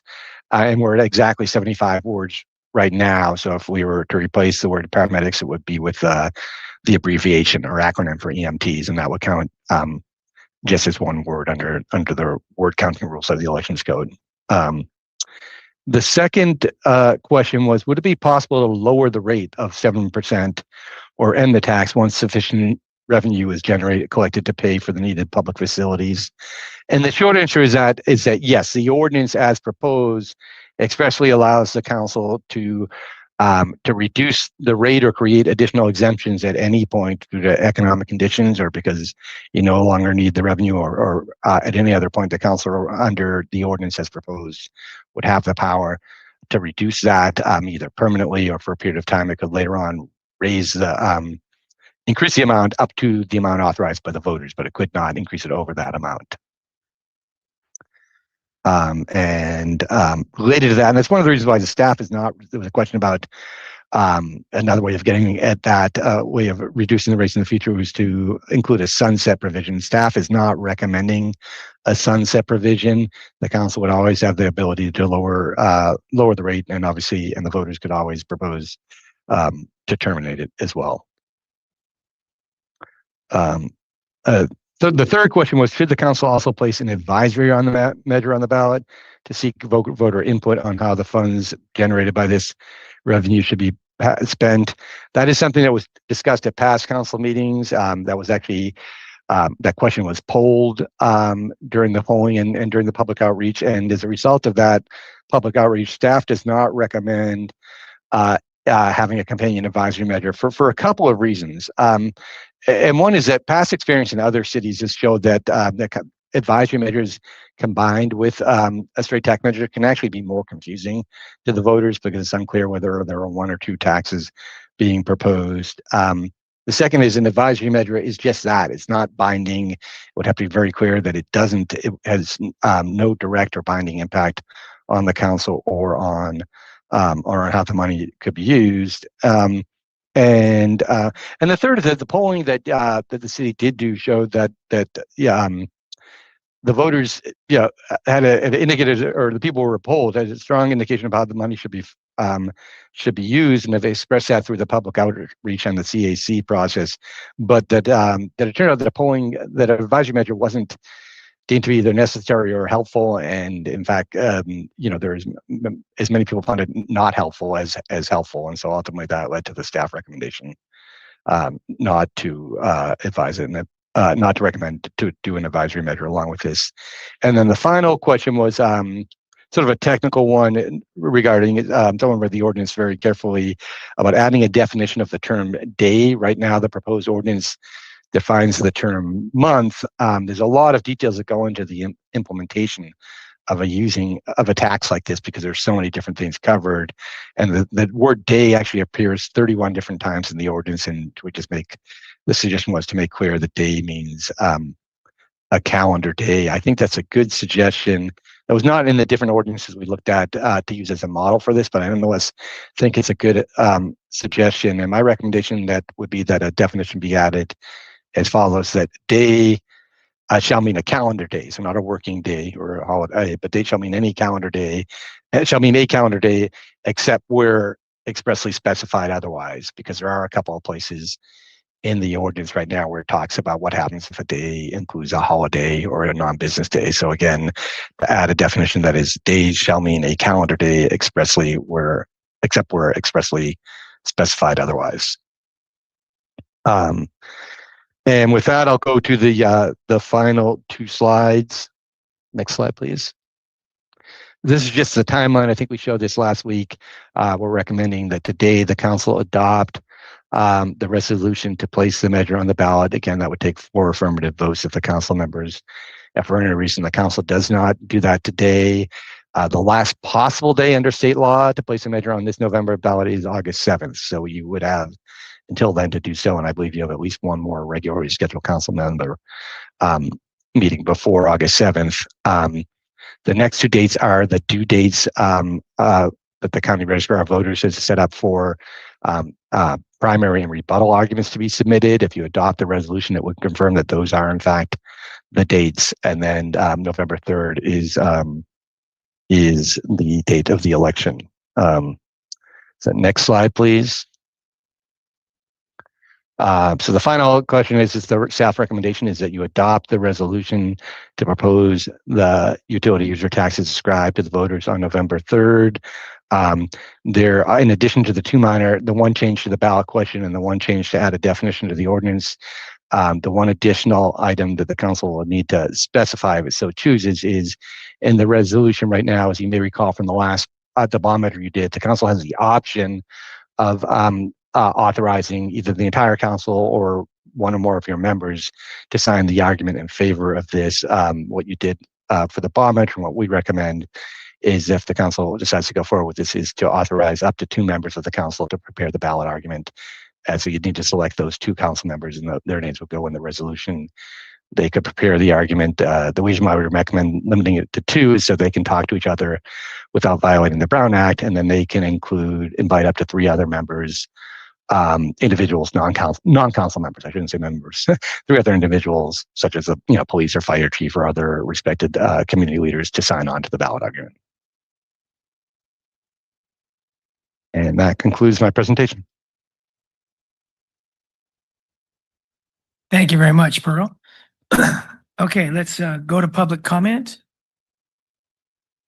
Anyone in the building speak in person? Come on up. Philip.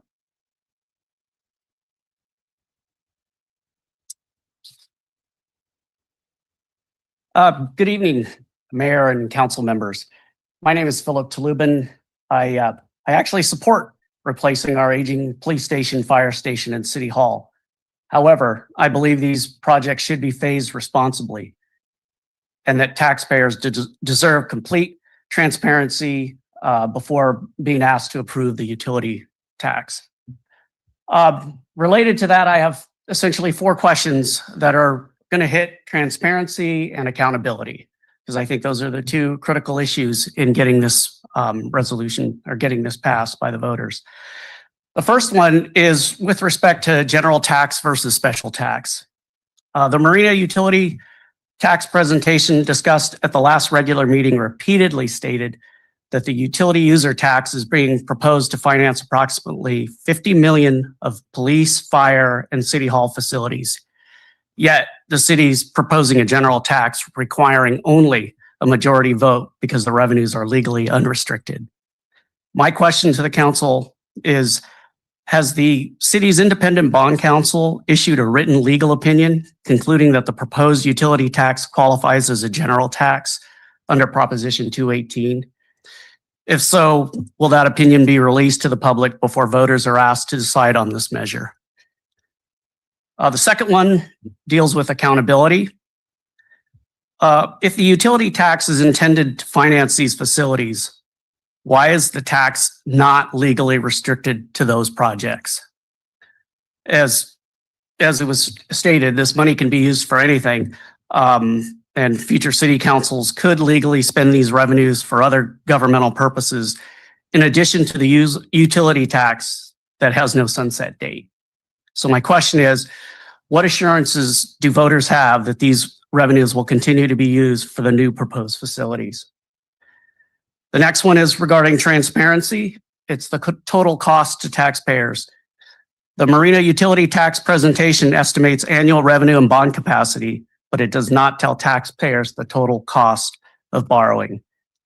So the question is, what interest rate is being assumed? What will the annual debt service be? And what is the estimated total principal and interest taxpayers will repay over the life of the bonds? And then lastly, this goes to alternatives and due diligence. The question is, did the city's financial advisors evaluate alternative financing methods, including phased construction and financing, a restricted utility tax, or other financing options? If so, will that analysis be released before voters are asked to decide on this matter? I appreciate the opportunity to speak tonight, and thank you very much. Thank you, Philip, for those great questions. We'll get to them as soon as public comment's over. Okay.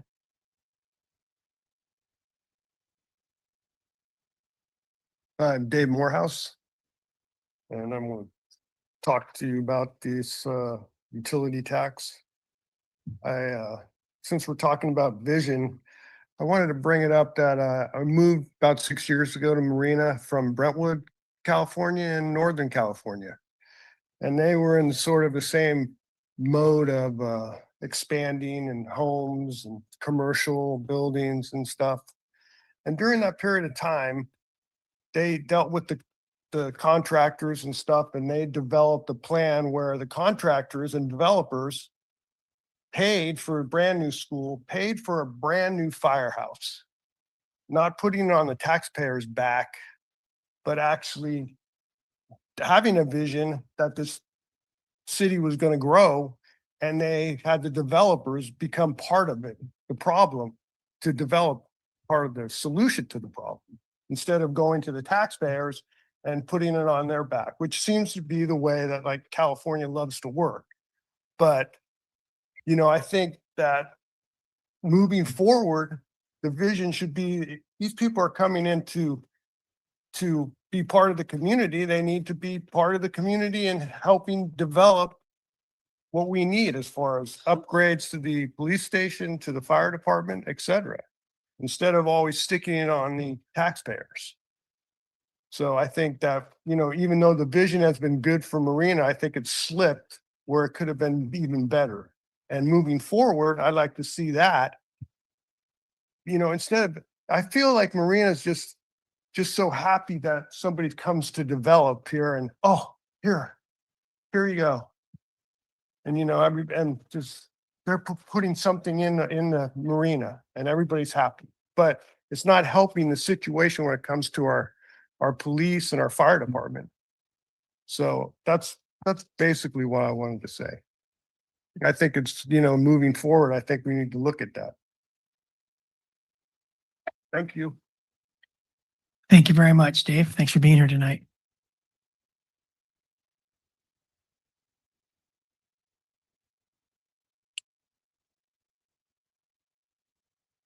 Good evening, Mayor, Council people. My name is May Holland Dungo. I'm here because I support this. We all know we need a police department, fire department, and our civic center.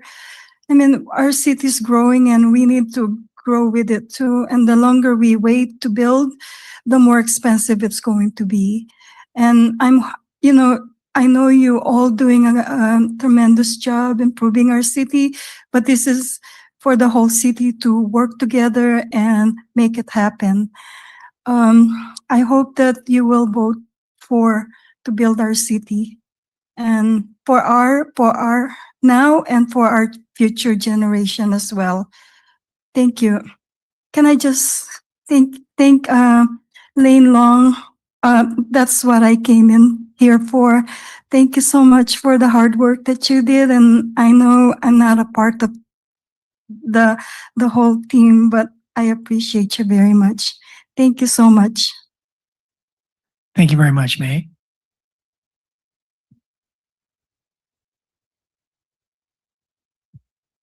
Ana Luz Acevedo Cabrera, resident and homeowner.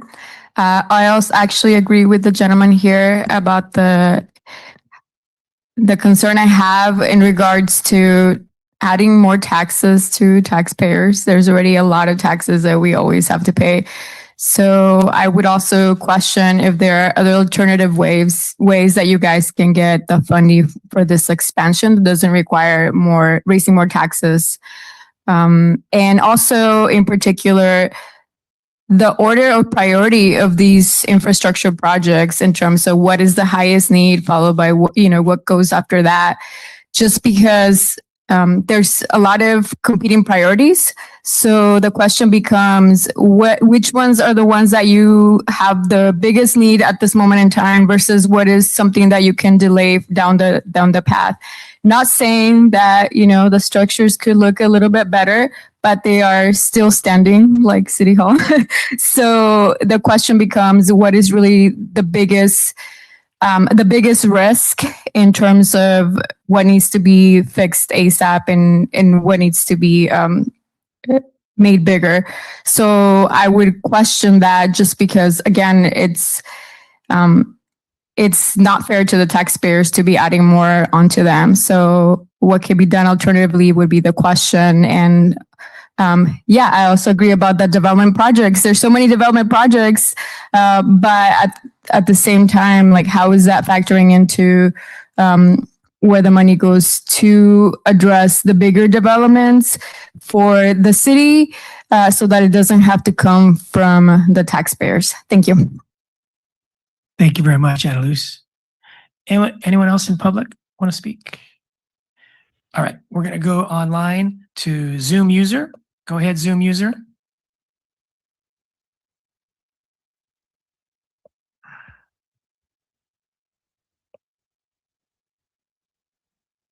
Okay, Zoom user, we will come back to you. Try again in a minute. Let's go to Denise Turley. Welcome, Denise. Hi. Hi. I don't remember putting my hand up, but anyway, my only question has to do with Sunset, and I think that from what we were originally promised and what you're offering, we took some really sharp unexpected left turns. And they frankly weren't in the best interest if you actually want to get the tax passed. I will leave it at that. Thank you. Thank you, Denise. Let's go to Nancy Amadeo. Welcome back, Nancy and Dan.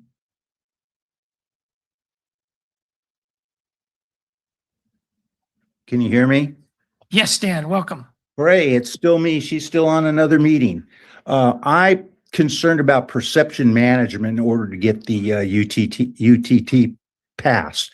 I voted for Measure U because it made sense, but this is too much of a blank check, and that's a perception you're going to have to manage. In fact, just this evening, we heard of a $8 million shortfall to finish the roads.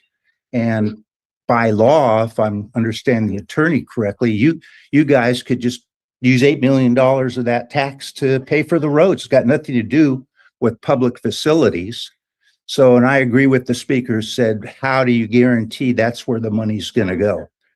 Second point is for whatever reason, you guys brought up this dadgum luxury hotel, and what possessed you to bring that up was a tactical and strategic error when you're talking about managing perception. If you're prepared to incentivize someone to build a hotel, why on God's little green earth are we not using that money for the transit occupancy tax to pay for some of this stuff? Again, it's a major perception issue. Third one, no offense to anyone on the dais, but when you guys gifted yourself 1,000% increase in your salary and spent basically $120,000 a year to do that, that's a perception that's going to have to be managed not only for this UTT, but for future elections. It doesn't sit well with a lot of people. Lastly, I guess this is a legal question, is if there's going to be opposition to this, whether it's formal or not formal, how do you get arguments against this measure on the ballot? What needs to be done? Thank you. Thank you very much, Dan. We'll answer your questions really soon. Zoom user, we're going to give you another try. You're unmuted. Go ahead. Yes, hi. Can you hear me? Yes. Good evening, Mayor. This is Mina back home. Just wanted to say good evening to everybody. Wanted to congratulate the city manager for a great run. What a great run. Have a great retirement. Thank you for all you've done for the city. I'm sorry I couldn't actually make it in person today, but I really wanted to drop in quickly and talk about the short-term rental ordinances that the city has adopted recently. And I really wanted to, first of all... Excuse me, Mina, this is only for comment. Oh, I'm sorry. User utility tax. Okay, I'm so sorry. I couldn't really figure out where you guys at with the agenda, but again, I mean, I'll drop in next meeting, but I just wanted to thank everybody for the looking into it and understanding. Thank you for allowing me to speak today. All Sorry right, about that. Mina, we'll talk to you Yes. soon. Thank you. Yes, thank you so much. Okay, R8315, go ahead. R8315.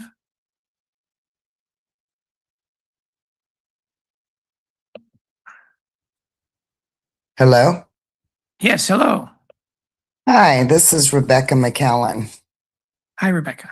Hi. I just wanted to weigh in because I know we definitely need updated fire and police. We needed it way back in '09 when my brother was killed. Everything's outdated. They're working on the skin of their teeth. But I'm very concerned about where all our money has gone with all the developing that we have. And then we have a hotel come in and we're wanting to give them a break. And yet the council, why do they want to keep coming back on the taxpayers when they're already paying out so much tax? What has gone on in the last 17 years with all the building? Was no money put away for the expansion to expand for our public safety? That's my question. Did that even come into thought? Because we're 17 years down the road and we're looking at the citizens now to cover for the expansion that I think should have been considered at the time that they were planning all this expansion. So that's what I wanted to get out there and ask. All right. Thank you, Rebecca. And we'll answer those questions in a moment. And hello to Kevin. Okay. Anyone else that hasn't spoken, wish to speak? We'll close public comment and start with the questions asked by Philip.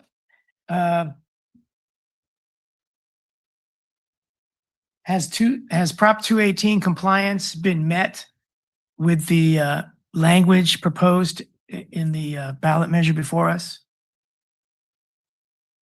In regards to it not being a special tax, but a general tax? Renee, would you like me to address that? Or- Yeah, please, Pearl, go ahead. Yeah. So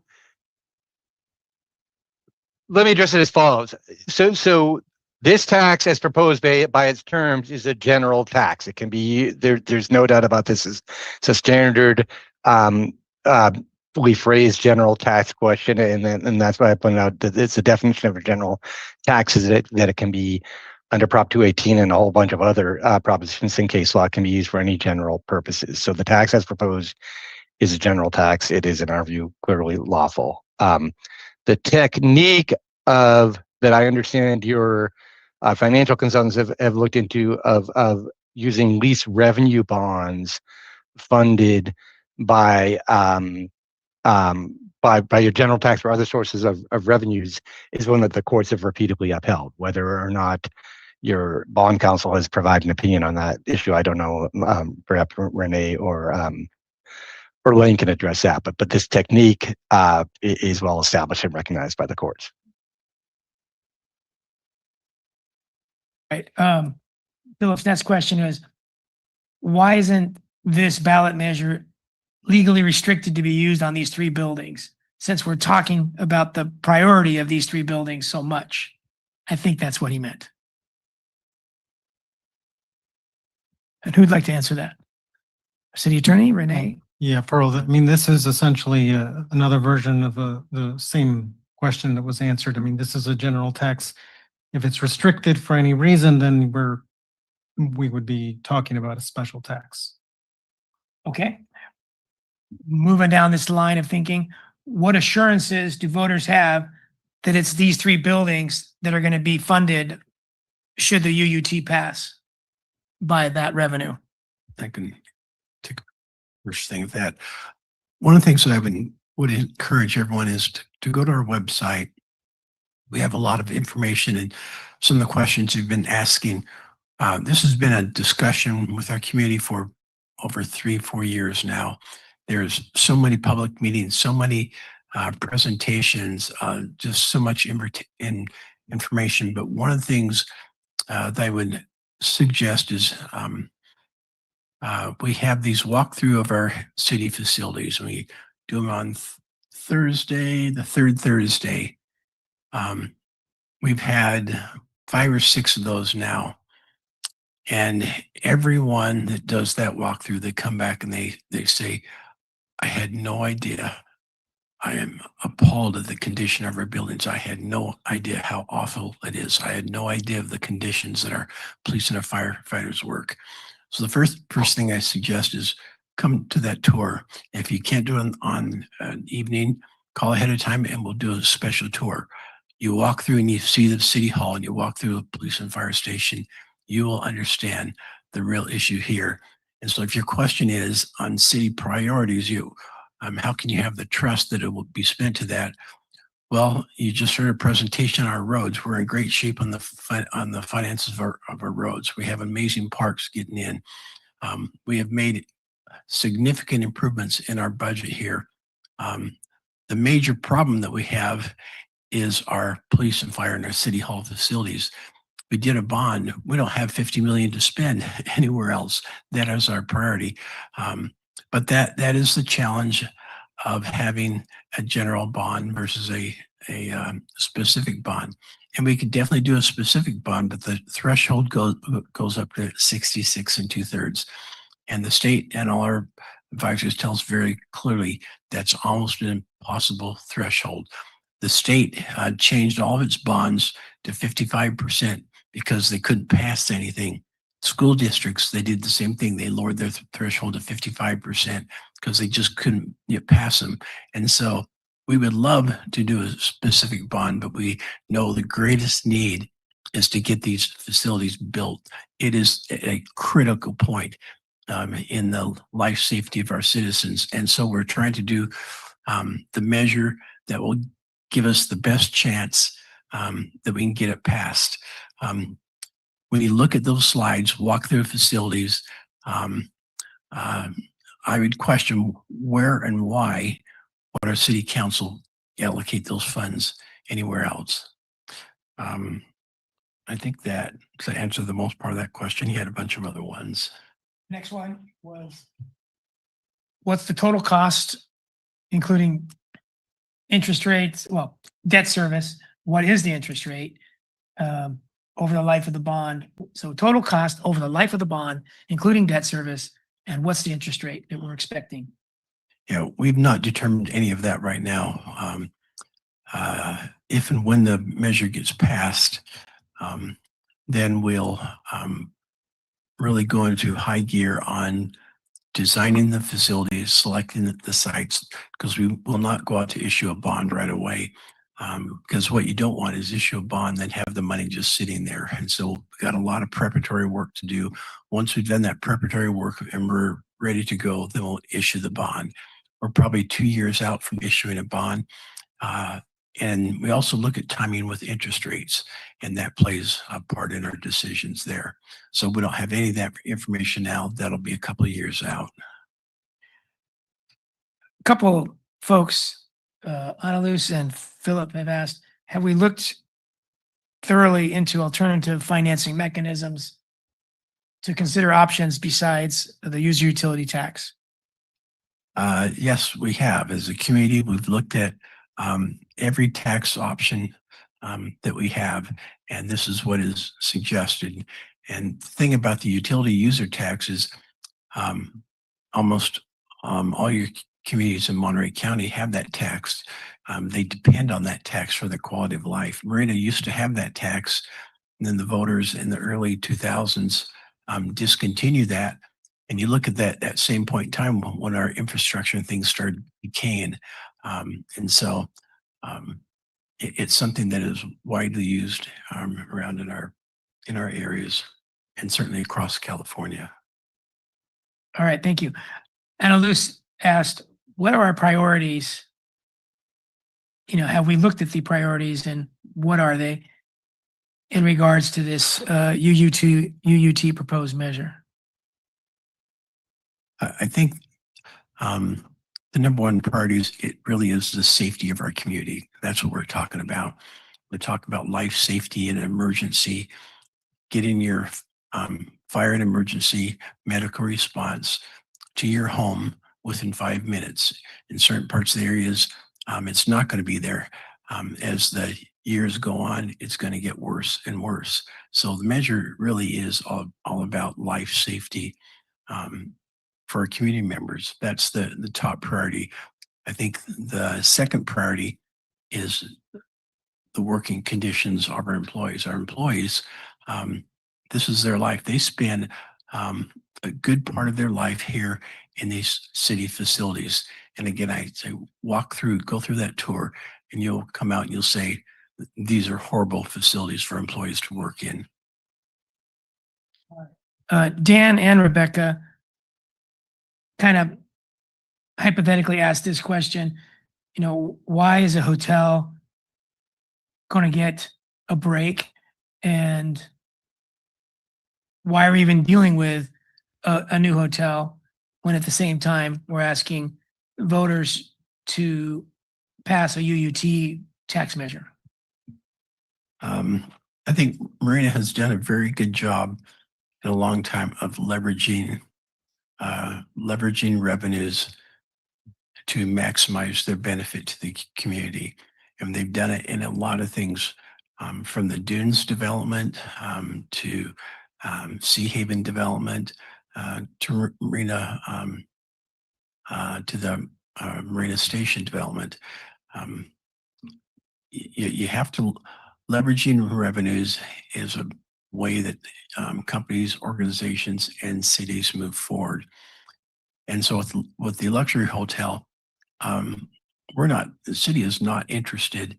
If we can get all of our tax dollars, that hotel, that's what we're going to do.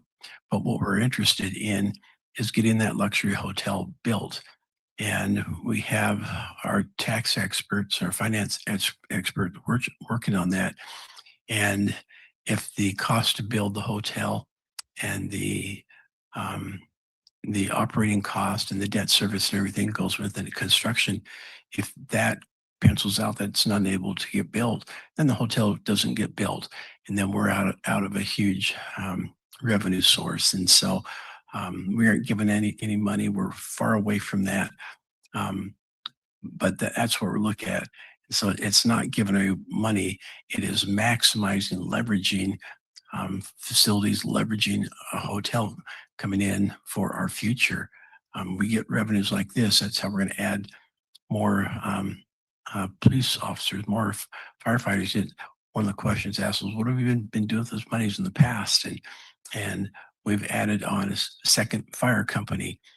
That's huge. We've increased our staffing to 3. We've added new fire engines. We've added several new fire engines. We have a new ladder truck that is getting built. All this becomes with our revenue sources, and as we're being wise of how we put our revenues together. Rebecca asked, why was no money put away during the last 17 years from these developers' developments to do things like fire, police, city hall? Actually, with these developers, we issue they're charged impact fees for public safety facilities, for roads and intersections, for parks. And our city, we charge the maximum that we can under state law for these impact fees. So we are doing it. But what state law doesn't allow you to do is charge the developers to fix an existing deficiency. Well, we have our existing deficiencies in our facilities, and so you can't use developer impact fees to do that. But we are collecting the maximum we can, and we're adding new parks, is what you can see here. As we plan a second fire station, a good part of that is going to be these impact fees for public safety. If you've looked on the information that we've put out in the public, you can see that over 9 million will be going to these facilities that comes from impact fee that we've collected from developers, so that we are currently doing that. Dan had a last question that I didn't write down fast enough to remember. Did anyone note Dan Amadeo's last question? It was after we talked about 1,000% increase on our elected official salaries. What needs to be done to get the opposition on the ballot? The opposite, yeah. Okay, Pearl, I think that might be a question for you. Yes, I can answer that. State law, the elections code provides for arguments both for and against any ballot measure, and the process for doing that is governed by state law. And the resolution contains the information on when the arguments would be due. They need to be submitted to your city clerk for the primary arguments by August 13th, and I would recommend that people interested in submitting arguments either way could reach out to the city clerk if there's a process if more than one argument is submitted for the city clerk with the assistance of the city attorney to select from those arguments the order for priorities and selecting them is set forth in the elections code. All right, thank you, Pearl. Questions that I forgot to write down?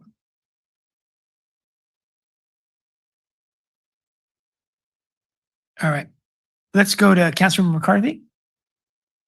Thank you, Mayor. I just kind of want to address the elephant in the room, given that I don't think that I was really thinking that this required the 2/3 vote. And with Councilmember McAdams not here, I don't know how I would want to vote on it at this point. I still want to hear a little bit more discussion, but I'm wondering if there's some value in just tabling this into the next meeting. I mean, is there any harm in that? I hate to waste extra staff time and attorney time, but I just want to have that discussion first before we go too far down the road. Well, the time is best used tonight to have discussion with the four of us here, go to a vote, and when that vote is taken, we'll decide what the next step is. Well, I guess to the attorney, what does that mean? That would be highly unusual for a failed item to come immediately back. So there would be under your council rules, you could reconsider that item at the next council meeting. So there are options on the table. You either table it, you take a vote, and someone moves for reconsideration at the next council meeting under the council rules to reconsider the vote at that time. So those are your options. And that would be someone that voted in the affirmative, right? That is correct. Okay, that helps me a little bit. Then I would recommend we go forward, but ultimately. Okay, any more input, Brian? I do have a couple questions if I can start into those. One of the things I love about being on council is I get to learn so much and ask questions that probably annoy the experts. But I noticed in the telecommunications provision and the one of the other provisions, it talks about a rebuttable assumption that these services are used within the jurisdiction. I just was wondering if somebody could elaborate on exactly what that means. What does it mean to want to rebut that? And does that happen very often? Yeah, did you want to take a stab at that, Pearl? And maybe further, if I can just add, why don't we just say, doesn't matter if you use it here or not, if the billing address is here, the tax is due. Why do we not say it in that way? Yeah, those are great questions, and this language has been crafted particularly with the emergence of new technologies around video and streaming and cable. There's been a lot of litigation around the country on this kind of issue, and there needs to be what's called a sufficient nexus for whether or not the services are consumed within your city for you to tax them. And so a rebuttable presumptions is a technique that frankly the courts have created over time for situations like this. If someone wants to argue, hey, even though I live in this and I'm paying the bill at my address, I'm actually receiving and using these services out of state, and therefore you can't tax me. This is simply a mechanism saying, okay, if you can prove that even though your address is here, you're paying for them here, you're actually not using them here, then you can demonstrate that you're not, there's not a sufficient nexus for you to be required to pay this tax. So it's a pretty standard technique. And frankly, this is one we borrow from other existing ordinances where this has been drafted in light of those kind of challenges. I appreciate that. And that kind of leads me into my next question, which really isn't hypothetical. It actually happens all the time. In fact, I'm guessing people in this room share cell phone bills with 2 or 3 family members because there's such a great discount by bundling those services. I know members of my family do that in 3 different jurisdictions, but it's billed in one. I mean, are those folks committing tax evasion, or how do you divvy up the percentage of tax that might be due? Or is it just pretty much, hey, wherever it's billed, that's where it's going to get collected, and we don't typically pursue it any further? Yeah, well, I'm not going to comment on whether anyone, I think it was only happened just as anyone committing tax evasion. Yeah, I think the answer is the same. These rebuttable presumptions are used to build something in like this. The monthly amounts for taxes are small enough that people, I think, tend to not want to contest them. But at the same time, you need to, our recommendation is that to be legally safe, you have a provision in here to allow someone to rebut the presumption that they're using it and that the tax is due here. Yeah. So maybe I should clarify. So let's say I share a bill with a family member in another state and I want to pay my tax due. How would I pay that if it's not collected by the service provider? And how would I apportion that to what has been used in the city of Marina?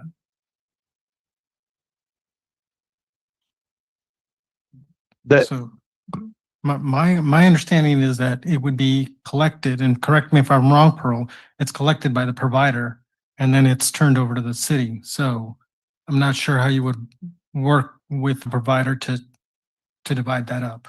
It just gets added to the bill. Right, but it's going to be in another state. I mean, and that tax is going to go to that locality if they even have a UUT or not. But my point is I've used a service in the city of Marina. Do I as a resident bear any responsibility to pay a tax that hasn't been collected because the bill goes to a different address? Yeah, I mean, I think we try to do the best we can with the wording of the ordinance to capture those taxes. But if someone is doing that, I'm not sure that we can capture that tax. One thing I will add is, I think we talked about in the staff report, we will be contracting with HDL, who actually administers these programs throughout a lot of cities in California. I think those little nuances, I think HDL would help us to work our way through. Okay. All right. Thank you. Thank you, Mayor. That's it for now. Any more comments from council members? Councilmember Viola? Thank you, Mr. Mayor. So I want to first clarify that the time element, we have spent so many council meetings on figuring out how are we going to get $50 million in order to build the kinds of things that we have to. There is no choice. These 50-year-old portables, they're unsafe. We have trip hazards all around. We've taped down wires. We've got, you just need, as our city manager, you just need to go on these tours to really see what kind of condition 50-year-old temporary portables produce that should have been addressed many years ago. I've said this many times, but we've had now how many meetings? We've also had a CAC outreach with public members, and that was over several months. And I'd like to find out from the city manager, if you can remember, how many times have we addressed the issues of the 50 million needed for these facilities and the outreach. I mean, it's been more than a year since Measure U, right? So that was already an attempt for us to solve that problem, and it did not pass. However, it was shocking that it got to 60% of our general public voters. We just couldn't make it to the 67%, which is a really high bar. But that means 60% of our general public were in favor of the bond issue for this exact same things that we're considering now. So that's a year. And then after that, we had other meetings because the CAC public outreach came as a result of our discussions. So then we had a few months related to CAC, and now, here we are again. And if we continue to table this, we cannot avoid making a decision. At some point, we cannot satisfy everybody's desires, but we have dire needs that this council has the responsibility and the accountability to figure out the solution. So is it been like 3 years plus, or how many meetings have we been grappling with this? Oh, it's been multiple years before the 2024 election. Is at least 2 years before that. We were having community discussions, so we're well into 4 years now. Okay. And as one of the public speakers said, and we all know this, every time we set a budget for, I don't care if it's the Gloria Jean Tate Park that was supposed to be 3 million, and then by the time we actually build it, it's 8 million. So we know that any delays we have increasingly added on to the cost of any development. Any of these 3 facilities are going to be astronomically different than what we think if we even made the decision today versus what if we had done it 2 years ago or 3 years ago. So I just want to make that point. And yes, we want to consider and be fair and all of that, but I think that we as a council have responsibly examined every detail that we could, including our staff, our financial people, our city manager. So I just want to put that in perspective. And I think Lane covered really all the important parts, but I feel distressed that we're still talking as though the hotel is somehow connected to the UUT. The hotel is not giving away money. I think we spoke about it at the last council meeting. We don't get a penny of any money if this hotel isn't built.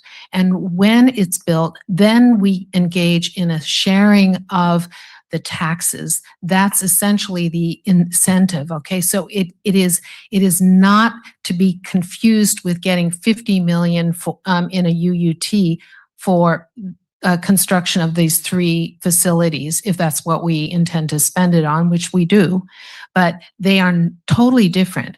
We are not going to get 50 million from the hotel. I think the projections were if it's built, we will maybe generate 1.5 to 2 million. How many years of that? It's a wonderful thing for Marina to have that kind of long-term annual additions to our budget, but that is not going to get to 50 million. It will take how many years to do that? So they are very, very separate. And unless you think that you can take 50 million and cut services or say, we're not going to go ahead with all the projects that that's the only alternative for us, I think.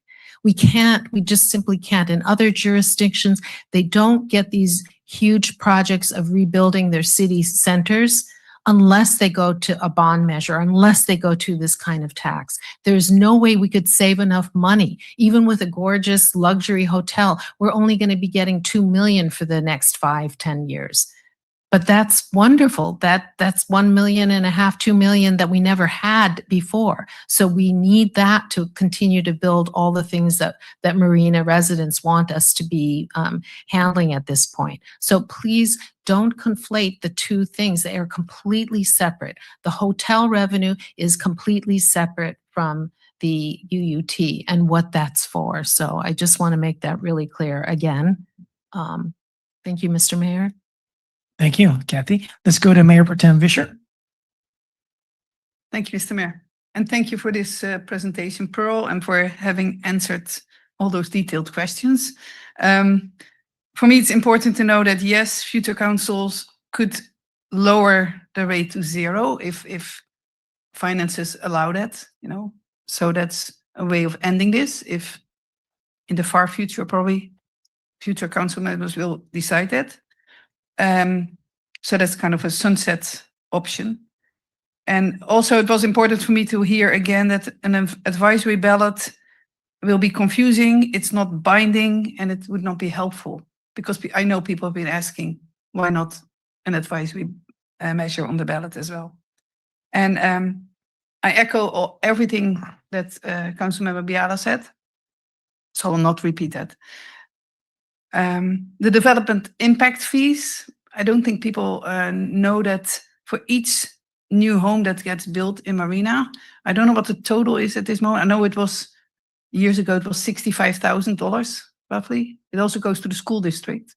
But city manager, do you know what the Our total impact fees, maybe Don, he maybe Don. pays these, I think we're about 26,000, 28,000 total impact fees for residential home.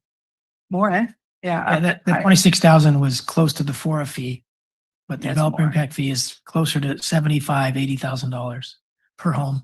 I don't think it's 30,000, so it's somewhere around 29,000. And Anyway, it's tens of thousands of dollars that people realize. Yes, each person who buys a home in Marina does pay towards anything that needs to be constructed, the roads, and increase in the public safety, parks. Let's forget another one. But anyway, we cannot use that for new structures, for expanding the structures or to improve the existing structures, let me say that. So for me, everybody knows this structure, 50-year-old temporary buildings. And the city hall where our employees work, our staff members work, we cannot justify investing money in these structures. They will still be too small. Even if we would put a lot of money in them, get them up to code, which I think wouldn't make sense. It will be cheaper to build new, but also they are still too small. So for me, that's not an option. Then we need those 3 new structures, no question. If this measure doesn't pass, we will still need those 3 new structures. The only way we can get enough money then is by cutting services. There's no other way. So, and I already told the recreation director, it won't be cutting into our police or fire. So guess what? It will be recreation and the things that makes it so enjoyable to live here, that help our youth, our seniors, any age. Pickleball. I also mentioned pickleball, and but anything before school, after school. So for me, there's no other way. And for those who have not done it yet, please go on a tour or watch the movie. There's a movie made. If you don't have the time to ask for a tour, there's a movie on our website that shows you what the facilities look like. And just like City Manager Long already said, anybody who has been on the tour, there's nobody who questions the need for new structures. So that's it for me. Thank you. All right. My perspective is if we vote yes tonight, all 4 of us, we still have a lot of work to do. I am surprised that my thought is it's approximately $75,000 per home for impact fees, and our city manager thinks it's around 30 grand. We have to be on a better page than that. When I spoke to the Marina Station developer about developer impact fees, he went through how it ended up costing about $75,000 per home. That doesn't all come to the city. It goes other places, too, county, school district, et cetera. So we need to know a few basic numbers. What's the total impact fees per home, per 1,000 square foot commercial, and what part of that does Marina get? Is that different on Fort Ord with the Fort Ord fees that were not developer impact fees? I remember it was like 32,000 and the developers got together with Fort Ord Use Authority and they lowered it to about 26,000, but that's different than developer impact fees, right? So for Fort Ord, that's a little different. Marina Station and Central Marina, we need to know some of those facts so that we don't say different things to the public and lose their confidence because we're not consistent with our facts. The sunset, we have no sunset in this advisory. In this UUT proposed measure.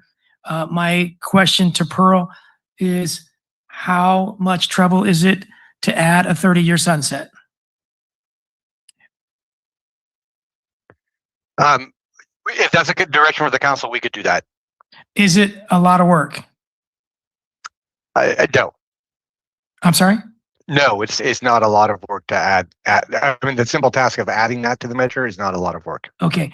If we were going to vote yes tonight, the four of us, could we say direct staff to add the 30-year sunset without upsetting the apple cart? Yeah, you could direct staff to do that. And Renee, I think that would be consistent with what's been agendized. I don't think that would be a major change. And You're correct.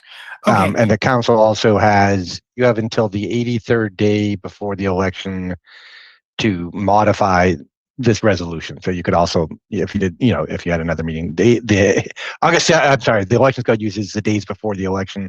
So August 7th is the 88th day before the election. So you have until 5 days after that if you wanted to modify this, be roughly August 12th. All right. Thank you, Pearl. Is it true that similar to buying a house, what we're talking about here is a 30-year payback timeframe for these 3 buildings?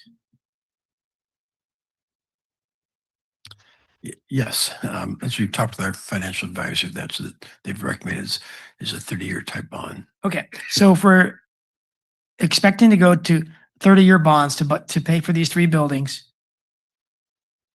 30 years is already so far out. Normally we have 15-year sunsets, sometimes 10-year sunsets when we have them. So a 30-year sunset is like forever. I mean, it seems like it because it is a long time, but it matches our need for the 3 buildings. Every city other than Delray Oaks and us nearby has already had a UUT for a lot of years. There's some sunset, some don't. But we're talking about a UUT so that our community members will be asked to invest in their city similarly to what all other cities almost are already doing, except that we've had a break of over 20 years of not having a UUT while other cities have had it. They also have more tourism. They also have auto malls. And so without auto malls, without the tourism they have, without a UUT, we've been doing darn well for ourselves without these other revenue sources. When it comes to these 3 buildings, those other cities couldn't afford it without a special tax or a bond, and surely we can't, even though they have some tools that we don't have, such as more tourism, bring in more money than we get, and they have a much higher per capita sales tax than we do. And most of them have more people than we do, or some of them do, like Monterey and Seaside. So what I'm saying is we need a UUT if we're going to get these 3 buildings. The public needs to decide if they want to support these 3 buildings and invest in our city like other community members have in our sister cities. If we have a sunset of 30 years, it just makes a lot of sense. If we don't have a sunset, it's because we're saying after 30 years, when we get these buildings paid off, we will likely have other needs that are unfunded.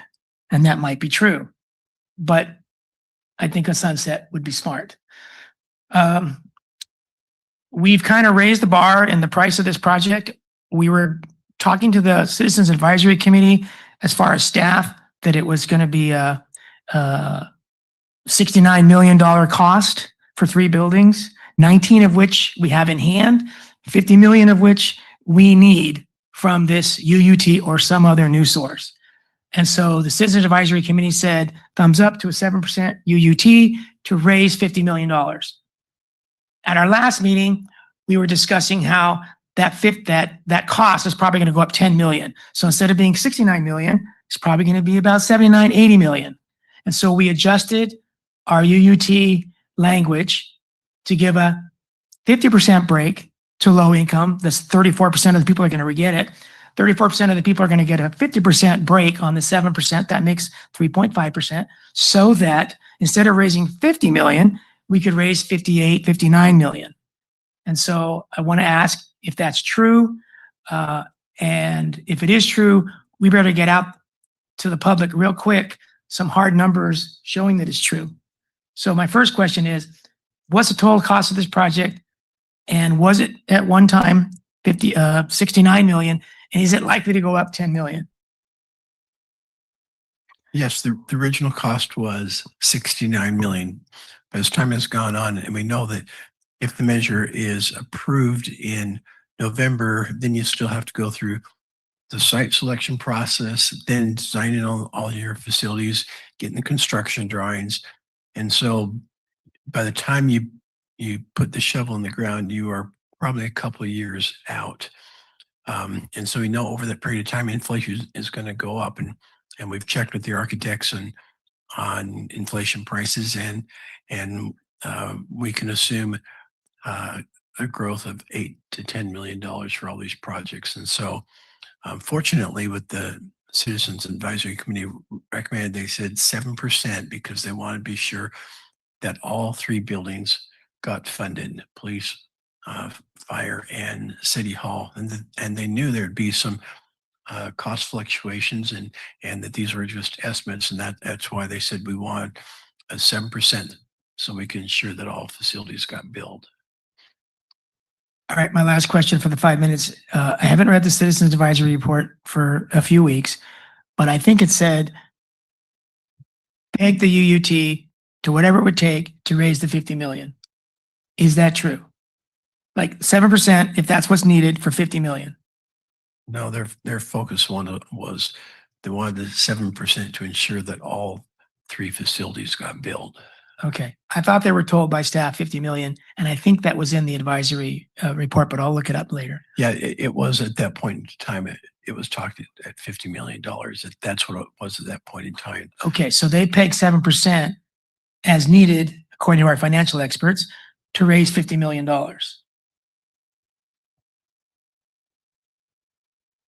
Yeah. Okay. And so now it's gone up from there about 8 or 9 million. So I hope that if we approve this tonight, we quickly get out some hard facts to the public that the Citizens Advisory Committee was told 50 million, but now it's higher. And that's why we're giving a 50% discount to the low income account holders, utility account holders, rather than a 100% discount. Okay, let's go to Councilmember Viola. I'm so sorry, Councilmember McCarthy, and then Viola. Thank you. Councilmember Viola would like to go first, if that's okay. Okay, Mayor. that's fine. I think I had my hand up for a while. So just wanted to add on to what the with the survey, the recent survey said about the 7%. I thought this was quite remarkable. The survey showed that our public was in favor of a higher percentage, that is 7%, if we gave discounts. So we have here 37% of Marina households are estimated to be eligible for the reduced rate. And that was over the other alternative of asking for less, like 5%, without the reduced rates. So that's how kind our general public is, that they would rather us request a 7% rate if we gave reduced rates. I just want to point that out. I thought that was a pretty interesting outcome. But I just want to reinforce that today's vote is only to put to the public ballot in November this UUT. That's all we're saying. It's saying that we're going to legally word and comply with every ordinance so that the public can decide about this. We're not saying that this is going to pass. We're not saying that is something that's going to happen. We're saying that we're going to do this tonight so that we put it on the ballot and then the public decides. So please, if you're undecided about what your vote should be tonight, it's simply to get it to the public. And remember, there's a rebuttal statement that can go along with that ballot measure in November. And so I think, we may be complicating things. If we kind of veer off, we're just saying we're agreeing to take this to the public in November. Thank you, Mr. Mayor. Thank you, Kathy. And we do these round robins. I try to just go in the same order. Ask Brian to speak earlier. Brian, do you have more comment at this point? Thank you, Mayor. I'm feeling a lot of irony of being all alone over here, but a quick procedural question. Just in response to Councilmember Biala's comment, if the public wanted to bring this tax on the ballot themselves without our input, could they do that? Pearl, if you have more input, but my understanding is yes, by initiative, the voters can bring such a measure, correct? Yeah, I think what Councilmember Matthews is asking is a voter-sponsored measure. The voters can put a measure on the ballot through the initiative process. You've seen people out gathering petition signatures. There's not enough time for anyone to complete that process now to get something on the ballot for this November. There's a whole lengthy process that goes into that, but that is an option to be done. Okay, thank you. I just think that's an interesting fact. I'm guessing that probably doesn't happen very often where voters bring a tax measure to the ballot, but it is a possibility. I've really struggled with this topic starting years ago when we first started to discuss this. And fast forward, we're in the midst of a K-shaped economy and the struggle is certainly more real than ever. Tonight, I am likely to be supporting placing this measure on the ballot for a number of reasons, out of respect for my colleagues, really trying to read the tea leaves and try to know what maybe our missing council member might vote or how she might vote. Quite frankly, I don't know the answer to that, but I'm doing my best to guess, and allowing the voters a voice. But I want to be clear that any vote in the affirmative should not be interpreted as an endorsement of the tax itself. Through the process, I've struggled with two concerns. First, I represent a district that I believe has the only disadvantaged community census blocks in Marina, where many residents are already feeling the effects of what economists often describe as a K-shaped economy. Some households, this is an economy where some households have recovered and are actually doing quite well, and others continue to face rising housing costs, higher insurance premiums, and increasing utility bills. The utility users tax is inherently regressive because it applies to necessities that every household depends on, and as a result, families with the least ability to absorb the additional cost feel the impact the most. Second, I continue to believe that before government asks residents to contribute additional revenue, we have an obligation to provide a clearer roadmap for how those dollars will be spent, how priorities will be determined, and how taxpayers will know whether we've delivered on the promises that we've made. Public trust is earned through transparency, accountability, and results. I'm likely voting yes tonight because I believe in the interest of the council that this actually saves money, staff time. Again, reading the tea leaves, believing that my missing council member would likely vote in the affirmative. I'm not interested in wasting any more time and money than we need to. But I also recognize that a citywide vote means that the cost and benefits are going to be experienced differently across our community. And this is really important to me, really to the community. I hope that every voter, including the four of us up here, take the time not only to consider how this measure affects their own household, but how it affects neighbors who may be struggling much more than they are. And I understand that we're giving discounts to care residents, but I want to emphasize something I said at the last meeting, and that is that a family of two doesn't qualify for care if they make $44,000 a year. A family of two that makes $44,000 a year is rich enough not to qualify for the discount. And I want you to think about what it means to live in this community with a family of two for $44,000 a year. Finally, I just want to note that the initiative process does, as we just mentioned, give residents the power to bring tax measures and to repeal them in some cases before the voters. So my vote tonight simply allows this council-sponsored proposal to proceed, does not diminish my responsibility to express my concerns, and it does not relieve us or our obligation to earn the public's trust. Thank you, Mayor. Thank you, Brian. Let's go to Member Biala and then Elizabeth. Okay, Mayor Pro Tem Fisher. Thank you, Mr. Mayor. Just a few more remarks. Citizens Initiative, I think that's what you mentioned, Councilmember McCarthy. 2018, the 3 propositions, and thanks to citizens having put it on the ballot, I don't know how many millions of dollars the city has received since 2019. That's what got me into politics, by the way. 30 years, that's a standard time period for a mortgage. Anybody who buys a home usually has a 30-year mortgage. We're still paying for the library, which we all enjoy using that building. So that's comparable.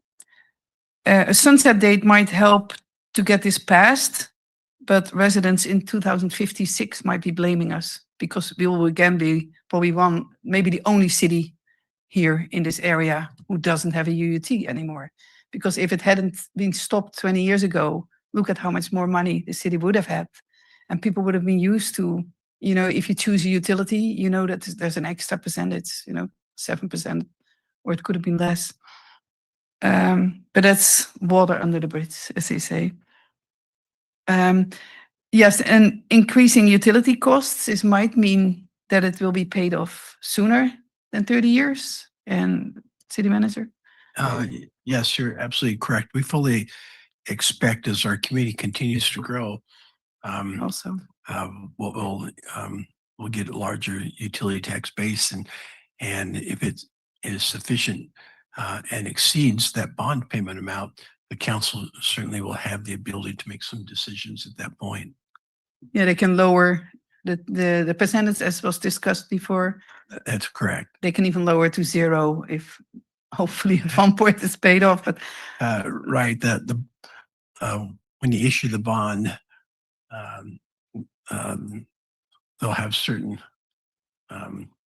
bond requirements that have to be met. So yes, can't so necessarily. it won't be 0. But Right. but so like I said, for us it's the easiest to say yes, let's do a 30-year sunset.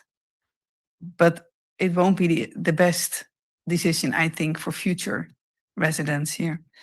But I will go with that if that's what my colleagues prefer.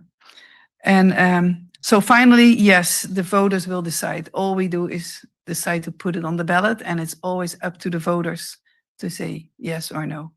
So thank you. Continuing with a few questions I had. The advisory ballot measure was recommended by the Citizens Advisory Committee. And I think that if they would have had the new information that we have, that a survey has been done, and the surveyors find it more hurtful than helpful, I don't think the Citizens Advisory Committee would have suggested it because they wanted this to pass. But I don't know that. But that's my thought on the advisory committee. The increase in revenue that this UUT would bring in, if it passes, is 3.8 million per year. That's to fund basically an $80 million project using about 59 million from the UUT. If we were to keep it at the level that the Citizens Advisory Committee expected when staff made presentations to them, it would have been 3 million. So we're going up from 3 million a year revenue to 3.8 million a year, basically by only giving a 50% discount instead of a 100% discount to that 34% of our population that qualifies for the discount.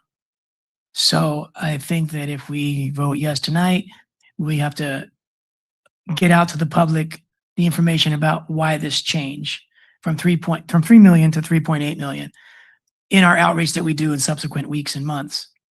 The 3 priorities of the City Hall building, the fire and police buildings, are not mentioned in the tax measure.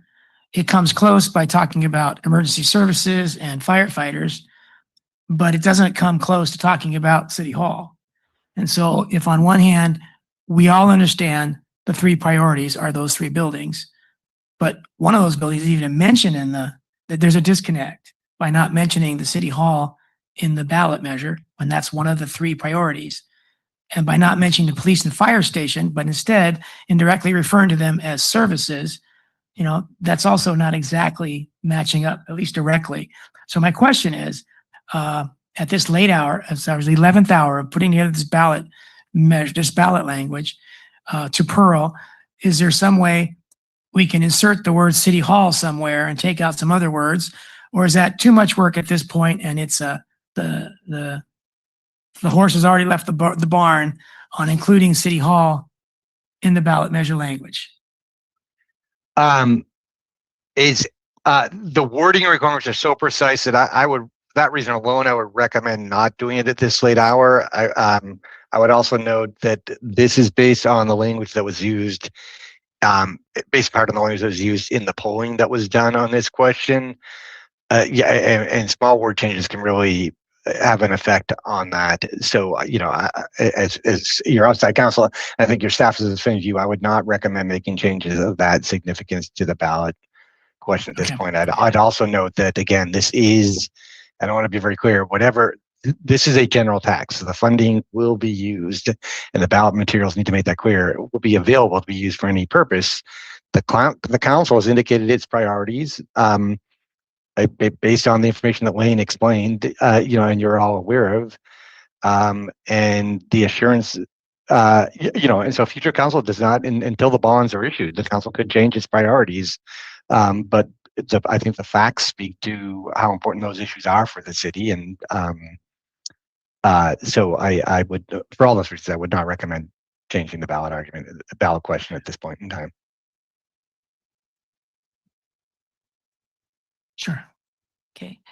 In the resolution, I know it's not on the ballot measure because we have very limited number of words, but it does say, whereas general fund revenues support essential services, including police protection, 911, emergency response, youth and senior programs, library services, parks, infrastructure, maintenance, and general municipal operations. And whereas the city general fund revenues are insufficient to support major facility investments such as police station, fire station, city hall, and council chamber facilities, and using such current general funds to pay for new facilities would require significant cuts in other essential services such as police and fire staffing, street repair and maintenance, parks and recreation programming, and keeping public areas clean and safe. And it goes on from there. So they're saying essentially, if we don't have those, then we are going to have to cut into other public services. So it's kind of a little bit of, but it is mentioned in the resolution. Okay, thank you. I think most voters are going to see the ballot when they're ready to vote. And we have until August. And so when I see the words, maintain safe, clean drinking water, repair streets and potholes, that's about 10 words, 2, 4, 6, 7 words, 8 words. So those 8 words talk about safe and clean drinking water and repairing streets and potholes. None of us expect this revenue to go to those 2 sources. Mm-hmm. That's true. And so if we're expecting to go to a city hall and we're not mentioning it, and we're not expecting it to go to those 8 words, then it seems to me logical to switch the words. And we have a month to do it, and we want to get this as right as possible so that as many people as possible understand what this is about, and few as people as possible oppose it because it's not clear or accurate.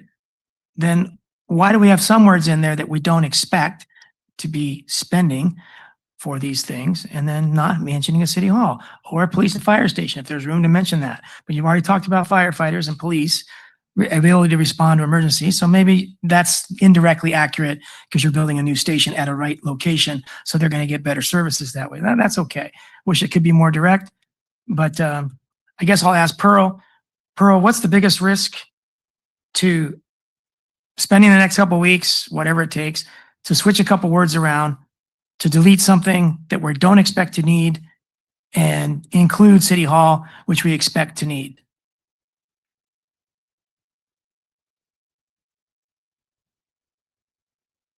The council can certainly amend the ballot question. That's done, and there is time to do that. That if that's what you want, the council majority wants to do. Okay. We need to make clear, these things that the ballot questions have undergone a pretty thorough legal review. There's a lot of litigation around ballot questions, so we want to do that review, and if there's direction to come back with a possible amendment, we could do that. It's time to do that. All right. Last question. What option do we have? This is more a question for Lane. What option do we have to pick a site and design the buildings prior to the election? Because I've talked to some people that are telling me, like we heard tonight, the blank check argument. We don't know what you're building. We don't know where you're building it. Or I guess they say, we don't know where you're building it. And we don't know what it's going to look like. So we don't know what's getting built without the design. So that's my question. What options do we have before November to communicate, actually before October when mail ballots go out, to communicate, to pick a site and design the buildings? We tested that on our survey questions with FM3, And that was one of their conclusions based on the survey. And I want to, the survey is representative of our community, plus or minus, I think, 5%. And so it's a really statistically valid survey. And so with that survey, 65% approved and adopted that. But the survey did talk about that. Did or didn't? It did, and it was felt that it would. I'm not positive if it'd do better, but it certainly was not needed. Okay, so my question was, do we have the option to pick a site and design the buildings? Does that say 10% design before the October ballot? No. Okay. Let me ask Pearl, was this survey statistically valid? You're muted. You're muted. Can you hear me now? Yeah. Okay, thanks. Yeah, I've worked with a lot of pollsters and surveys. People do public opinion surveys over the years, but I have no expertise in the area, so I can't independently evaluate whether it's not statistically valid. They've presented it as statistically valid, and I will say from my experience, polls like this are really a remarkably helpful source of information. I know polls sometimes get a bad rap for candidates and at the national level, but in terms of giving you a snapshot of what matters to your voters, surveys like this, particularly when they're also informed by focus groups, which I understand were done, are pretty useful about telling you what matters to your voters. And just, and I just want to clarify one main thing said is, that was specifically asked to the voters, would identifying a specific site affect your vote? And the answer was basically no. No, okay. That's not true for every voter. And obviously there are people who've spoken tonight who have a number of concerns, but if you're trying to get a snapshot of what your voters as a whole think, you're all elected officials, you have your own experience. So my experiences been particularly with this polling firm, the polls like this give you a pretty good snapshot of what your voters said they think at that moment of time. It doesn't guarantee how they'll vote, but I think it's a pretty useful source of information about what your constituents are saying matters to them. All right. Thank you. Let's go to Councilmember Biala. Thank you. And along those lines, and I appreciate what the mayor has been asking about the changes in the actual ballot measure. Could we, instead of saying maintain safe and clean drinking water, could we not use some words like replace dilapidated or failing infrastructure, for example? And that's just off the top of my head. But rather than something, as the mayor pointed out, that will not be one of the priorities for this particular pot of money. So we might want to think something like that. And also, I just want to say that if one is not in favor of the UUT, what are the specific recommendations to build a fire, police, and city halls? And I don't think that we can't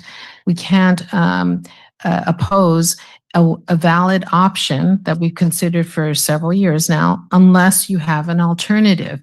It's just so easy to criticize, and it's hard to find solutions. And that's what we've been doing in the last few years. So I just want to give that perspective. Thank you, Mr. Mayor.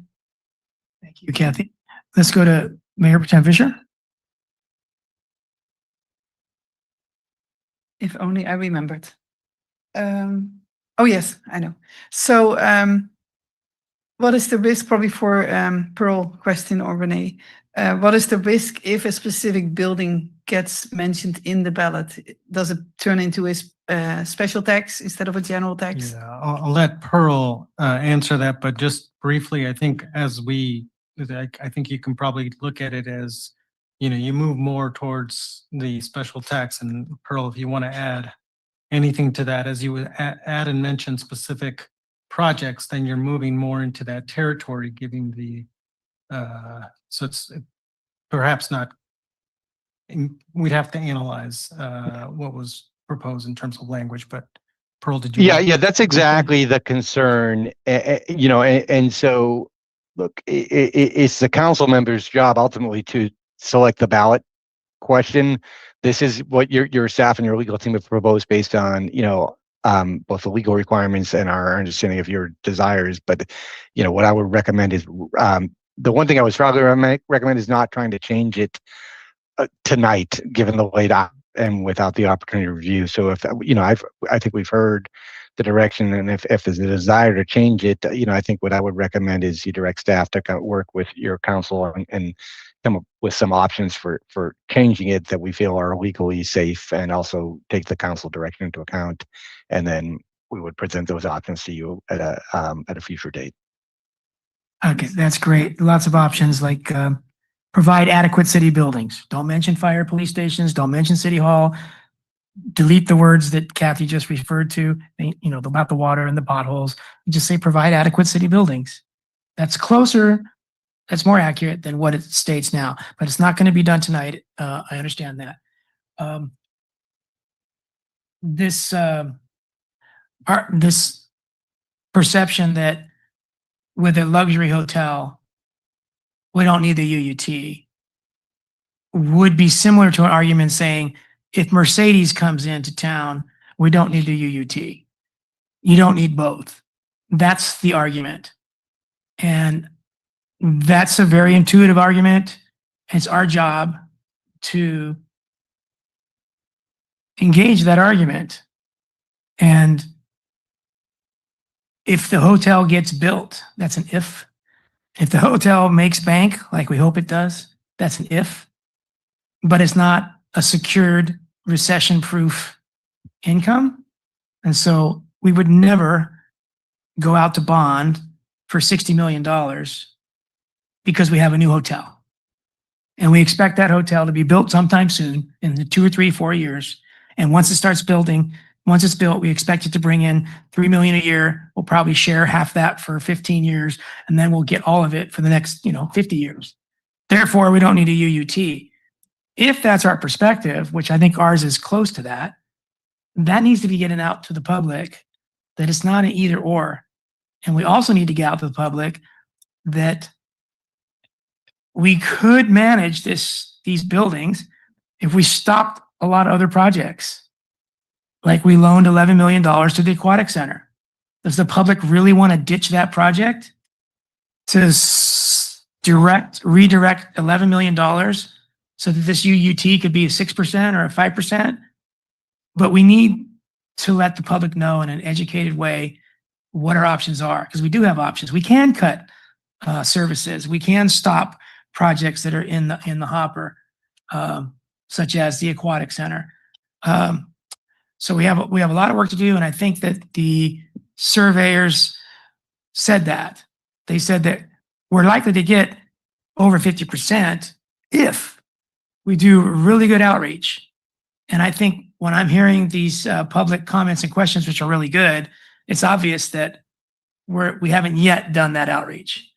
But I think there's a powerful story to be told about ongoing, increasing expenses needing increasing ongoing revenue, like the hotel tax and the sales tax. They need to increase to match our increased expense needs of labor and materials, which only go up. The UUT, however, is for one-time projects using that money. So we have these 3 buildings that no city other than Bel Air kind of cities could ever afford to build without a bond or a special tax. And probably no city in Monterey County has ever built it out of their general fund, whether they have a hotel or not. So those are the kinds of arguments I think that we need to discuss and hone in on to make sure they're accurate and true, and then get them out to the public, because I think they are accurate and true. City manager, on the arguments that I've just outlined between a luxury hotel income and a UUT income and division of ongoing expenses versus one-time buildings, is that the perspective you think that city staff is in the ballpark having? Yes, and we can certainly do other things like we can build 5 and 10-year revenue projections, which we do when we adopt our 2-year budget.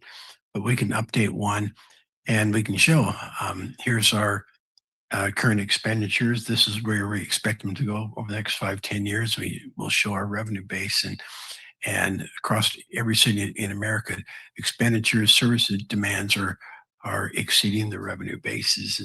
And so expanding your revenue base is critical. That is why all other really communities in Monterey County are looking at Marina, because we're expanding our revenue base and we're able to address some of these long-term needs. But to answer your question, yeah, absolutely, we can do that.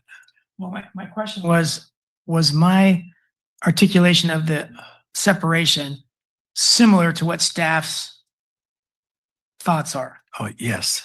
Yes. Okay. The Mercedes-Benz, the hotel is very, it's definitely like you said. Okay. All right. Let's go to Councilmember McCarthy. Thank you, Mayor.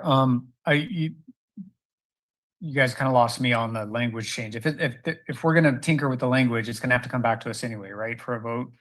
Correct. So I guess that's the question. If we're changing the language, my recommendation would be let's table it and have it come back. If we're not changing the language, then let's vote on it. But I don't think we should do both. Vote on it, then change the language, and then come back and vote on it again. Those are my comments.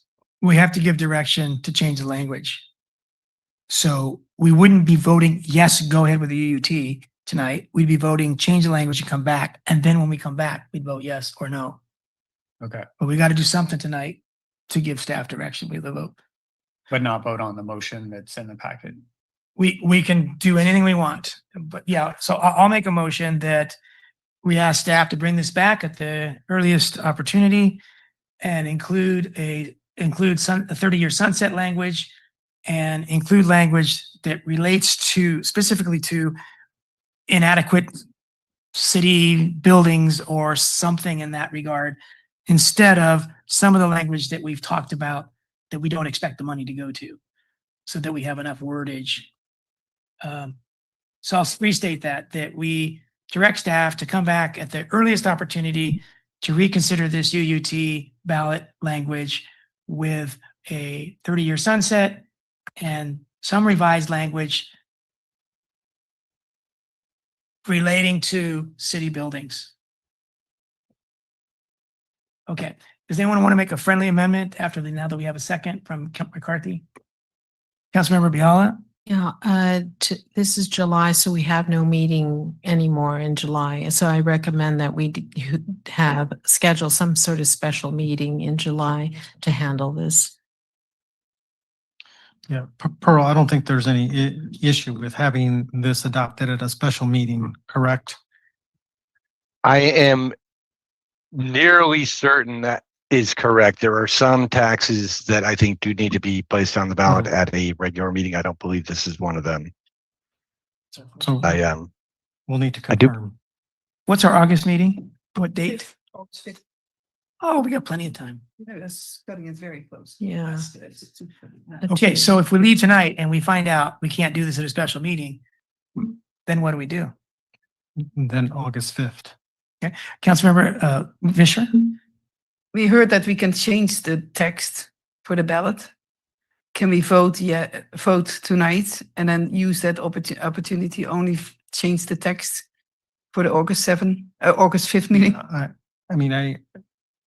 Well, no, there's two things. One is we can bring back the revised language, so you don't have to vote on this tonight. And then I think there was a second.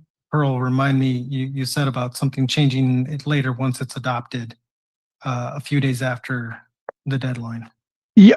My initial recommendation, and just because I was thinking was that you adopt it tonight, and then if you want to change it later, you could do that and you come back and do that. I understand there's been a lot of discussion about different issues there, and actually there's additional time to modify a resolution, as long as you're not changing the substance of it beyond August 7th. But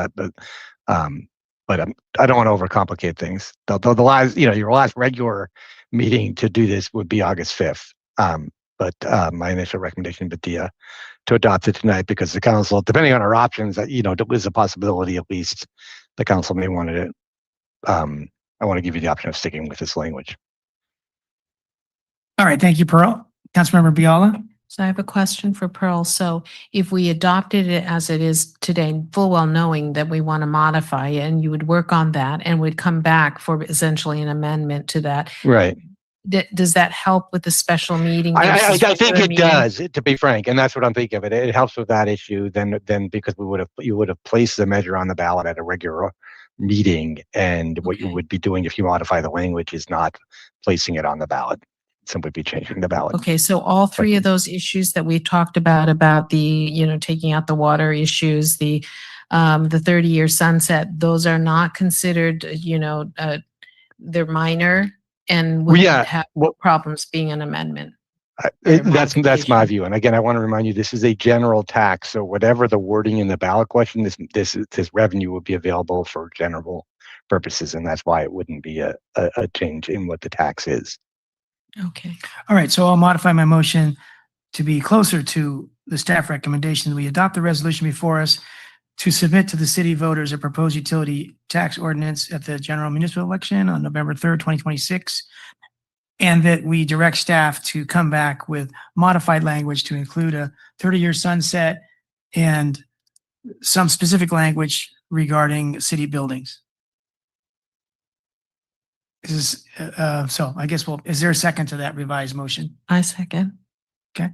Any comments or And questions? Mayor, if I may, just one point to clarify that the resolution as drafted does call for you to make one additional addition, which is to specify the two council members who would prepare the ballot argument in favor of this. So if you're going to adopt the resolution tonight for the sake of completeness, I would suggest that you fill in those two names if that's what you want to do. All right. So we'll add this to it as a friendly amendment, those two names. Jenny's not here. Let's keep her in mind. Staff, what's your preference as to the two of us who should be on that ballot measure? Arguments in favor. I think the mayor is always, important. I think on measures like this. Okay. So again, council, keeping in mind Jenny, who do you recommend? Not me. I would recommend Councilmember Biala. Two of you work well together. Okay, Councilmember Biala and myself. Yes. Okay. If Councilmember Biala is prepared. Yeah. Okay, is that okay with you, Brian? All right, so I'll amend my motion to add that. Kathy Biala and myself would be the designated council members on the vote for ballot argument. Does the second hold? Yes. Okay. Any questions, comments before we go to a vote? All in favor, please say aye. Aye. Aye. All of that passes unanimously with the four of us present. Thank you, everybody. Thank you, Pearl. All right, so we're going to move on. It's 10 o'clock. What's critical for tonight? The next public hearing is not critical. Shell oil, then council rules. Oh, that's critical. And the city seal. Is any of that critical? Nope, I think Council, are you okay punting on those three? Huh? no, the downtown is not critical. Okay. Council, okay adjourning? All right. Well, Then- actually, shit, I think 13A is kind of critical. 13A. Oh. So I'll motion we go till 10:15 if necessary. Second. Second, all in favor, please say aye. Okay. So let's take up 13A after tabling 11B. This city manager business is very high maintenance. All right. So would you like to introduce this item, Lane or Belinda? Sorry. Thank you, Belinda. Good evening, Mayor and Council. I'm going to do a little bit of reading because there's references to some CalPERS and the government code. So in accordance with Government Code Section 54953D3, I am providing an oral summary of the recommended action. The item before council tonight is to approve the employment agreement and set the salary and terms of and conditions of employment for the city manager position with a mutually agreed upon start date to take effect in August of this year. The recommended action is to approve an employment agreement for the new city manager with an annual base salary of $301,900. In addition, the city manager will be classified as a classic member and will have a retirement formula of 2% at 55, with an employer share of retirement contributions of 12.58%, which is set by CalPERS. The city manager is also entitled to fringe benefits specified under the city's director's compensation and benefits plan, including health, dental, vision, and other supplemental benefits. The city manager's total compensation is $435.38 per year, inclusive of retirement contributions, benefits, and all other compensation mentioned, as well as employer paid taxes. Additional details regarding this item are set forth in the agenda and resolution associated with this item, and I'd be happy to answer any questions. Okay, let's go to the public first. Anybody with questions who are physically in the room? Not seeing anyone rise. Let's go online. Brad, welcome. Good evening, Mr. Mayor. Where can we get a copy of the employment contract for the new city manager? I think it's in our agenda packet, no? It's in our agenda packet online. You can just click on the link. Okay, does that include everything that she had discussed with regard to total compensation?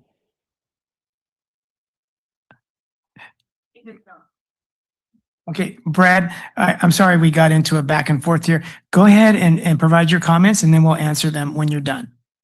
Oh, okay, thank you.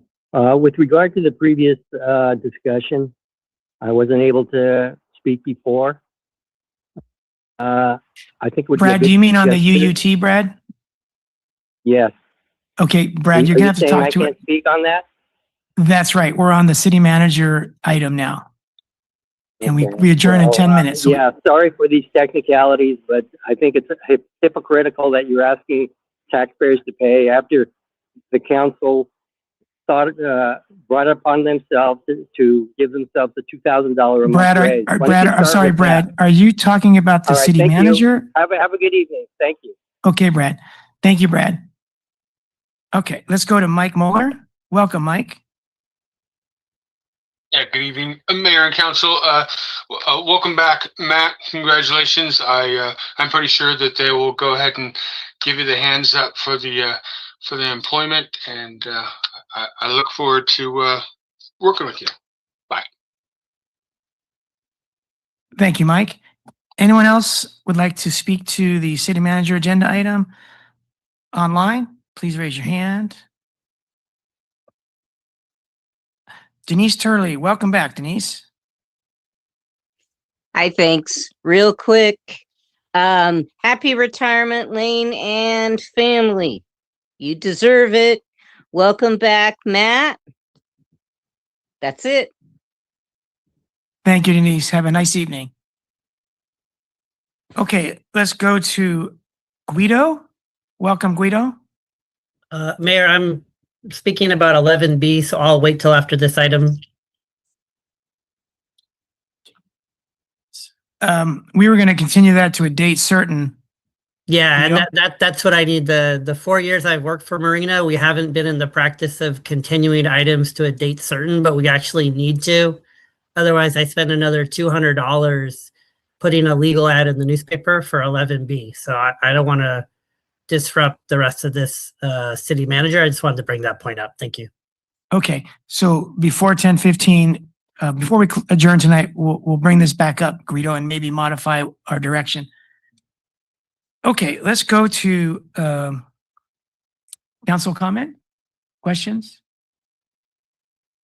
Councilmember McCarthy. It's just really brief, Mayor. I have been really surprised in the short time that this has been advertised on this agenda, how many people have reached out to me and said, you have absolutely chosen the right person for the job. And just that, I just wasn't really expecting to hear that from the community. But I think it speaks well for not only the candidate that we chose, but the decision that we're about to make. So yeah, thanks. Thank you, Brian. Mayor Pro Tem Fisher. I echo those words, and also people from Pacific Grove chiming in that they're so sorry to see him leave. So, yeah. All right. Can we ask, Matt, why is the grand jury going after you for illegal cannabis activities? Just kidding. Matt. Matt, I want to say welcome back. I want to say thank you for what you've already done for our community, 5 years as our assistant city manager. I think it's great that you and Lane have already worked together so that the transition between the two of you should be as best, as we can expect it to be. Courtney is going to be acting city manager until you arrive. But it would be great if you'd come up and say a few words. But mainly we just want to say welcome back. We're so happy to have you. Thank you, Mr. Mayor and Council. I do want to say, first of all, that I am honored that you entrusted me with this position. It is a big job, I know, and things leaving some very big shoes to fill. Working on that. Oh, it's see in Pacific Grove, the light's on and it's off, so I got to get that. It's opposite. So yeah, I'm really looking forward to getting back to over here to Marina and working with the staff and with the council to serve the whole community and make this a better place. So you've already set on the trajectory for. As far as the other stuff, I'd love to have conversations about that because there's a whole lot behind that. I'm available for any questions or anything else you want to know. I missed your session earlier tonight, Lane. So thank you for giving me the opportunity to come here years ago and for being the assistant city manager here for a long time. And my wife and I have loved every minute of living in this area, and I owe a lot of that to you. So thank you. Thank you very much, Matt. Okay, Councilmember Biala. I want to ditto what everyone else has said, and we're so thrilled to have you back. And with that, I would like to make a motion. I'd like to move to adopt the resolution so-and-so approving the authorization of one submittal of an application for installation. Oh.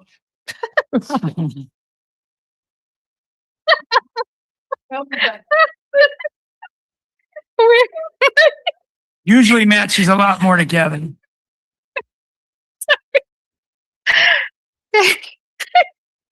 Let's see, I'd like to make a motion to adopt the resolution authorizing approval of the city manager appointment agreement, adopt the city manager's salary schedule, and authorize the mayor to execute the agreement on the behalf of the city. I would like, Go ahead. I'm sorry, Elizabeth. no, it's okay. I would like to second that. Seconded by We all like Mayor to Fisher. second this. All right. Any final questions or comments before we go to vote? Okay, all in favor, please say aye. Aye. All opposed, please say no. All right, that motion passed unanimously. Welcome aboard, Matt. When do you think is late August, early August? What's your best guess? I think it needs to a couple things need to kind of line up in Pacific Grove for me to give a definite answer, but it's probably going to be on the August 21st time. Okay, thank you, Matt. Excellent news. So Guido, I think, was suggesting that we take 11B before we adjourn. Is that correct, Lane? No, just so whenever we have an item on the agenda, especially for planning resolutions or ordinances, we put an ad in the newspaper.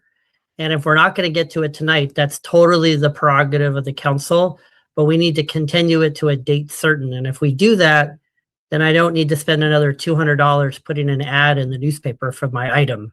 So I'm trying to save the city money. So Okay, so Lane, help us out with a date certain. August 5th. Okay, so August 5th would be the date, Guido, if that's amenable to you. works for me. Okay, now are we sure we don't want to take Guido's issue? Because I think it's going to be quick. Yeah, I do. And also 13B. Yeah. We're talking about 13B. Yeah. That's Guido's 13B. issue. No, it's 11B. Yes. Yeah, that'll be. 11B, I mean, we're talking about 11B and you're talking about 13B. No.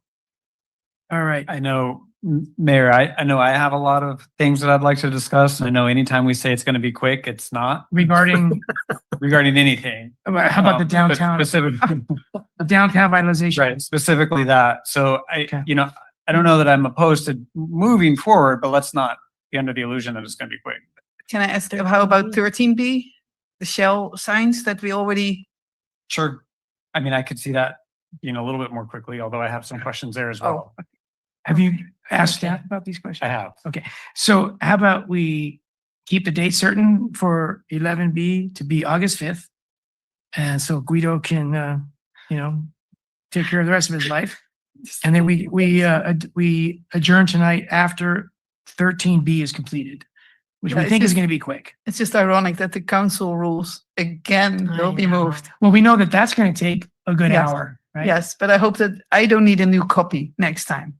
We can save the paper. Yes. I'm Talk using- to Yes, Anita. Thank you. Okay, so I'll make a motion. We continue tonight to conclude 13B, the Shell Gulf sign transition. Is there a second? Second. Okay, all in favor, please say aye. Aye. Okay, who's going to lead us through this? How about Matt? Hi, council. I can quickly talk about it. So, Thank you, Timothy. okay, so I'll try to make this as quick as possible. So good evening, Mayor Delgado, members of the City Council. My name is Tim Mayer, Planning Services Manager of the city. This evening, the council is requested to consider approval of signage modifications and facilitation of a rebranding of existing signage for the private enterprise located at 2700 Engine Parkway. Next slide, please. Next slide, please. Okay, thank you. So the council is requested to consider authorization for the subject side of two items. Number one being a submittal of an application for installation of new signage, and number two, approval of a change in signage facilitating rebranding from Shell Oil to Gulf Oil. Next slide, please. So 2700 Imjin Parkway is a city-owned land south of the intersection of Imjin Parkway and Abrams Drive, outside the limits of the city of Marina, but within the jurisdiction of Monterey County. Currently, tenant AJ Petroleum, a private entity, leases the property, including both Forward Market and the associated gas station from the city of Marina. Earlier this year, city staff received an application for new signage at the subject property. However, due to the site's location on land outside of city limits and operated by a for-profit organization, the application for signage modification requires review by the County of Monterey as a responsible jurisdiction. The lease agreement in place states that approval by the city must be provided for placement of any new signage on the property and for approval of change in signage. Because the lease does not state clearly that the city manager may approve of either action, in consultation with the city's attorney's office, the matter has been brought to the city council for consideration and for purposes of transparency. Next slide, please. As originally proposed, the signage scope of work included installation of a new pylon sign 20 feet in height and 120 square feet in sign area, as well as new signage at the existing all-weather canopy and on the building exterior. However, the height and area of the proposed corner sign did not appear to comply with county regulations, and the applicant later submitted two revised options. A coordination with county staff has determined that the proposed scope of work included in option one would conform to applicable county regulations. County staff have preliminarily approved the applicant's most recent planning permit application pending authorization by the city council. Next slide, please. So the next steps include approval by the county of the application for signage as submitted and action by the city council regarding the proposed change of signage. Next slide, please. The proposed actions would serve to enhance both the utility and aesthetics of the city-owned site. City staff therefore recommend that the city council grant authorization for submittal of the application for new signage to the county of Monterey and approve change in signage facilitating rebranding of the existing fueling station from Shell Oil to Gulf Oil. Next slide, please. Staff are available to answer questions. This concludes staff's presentation. Thank you very much.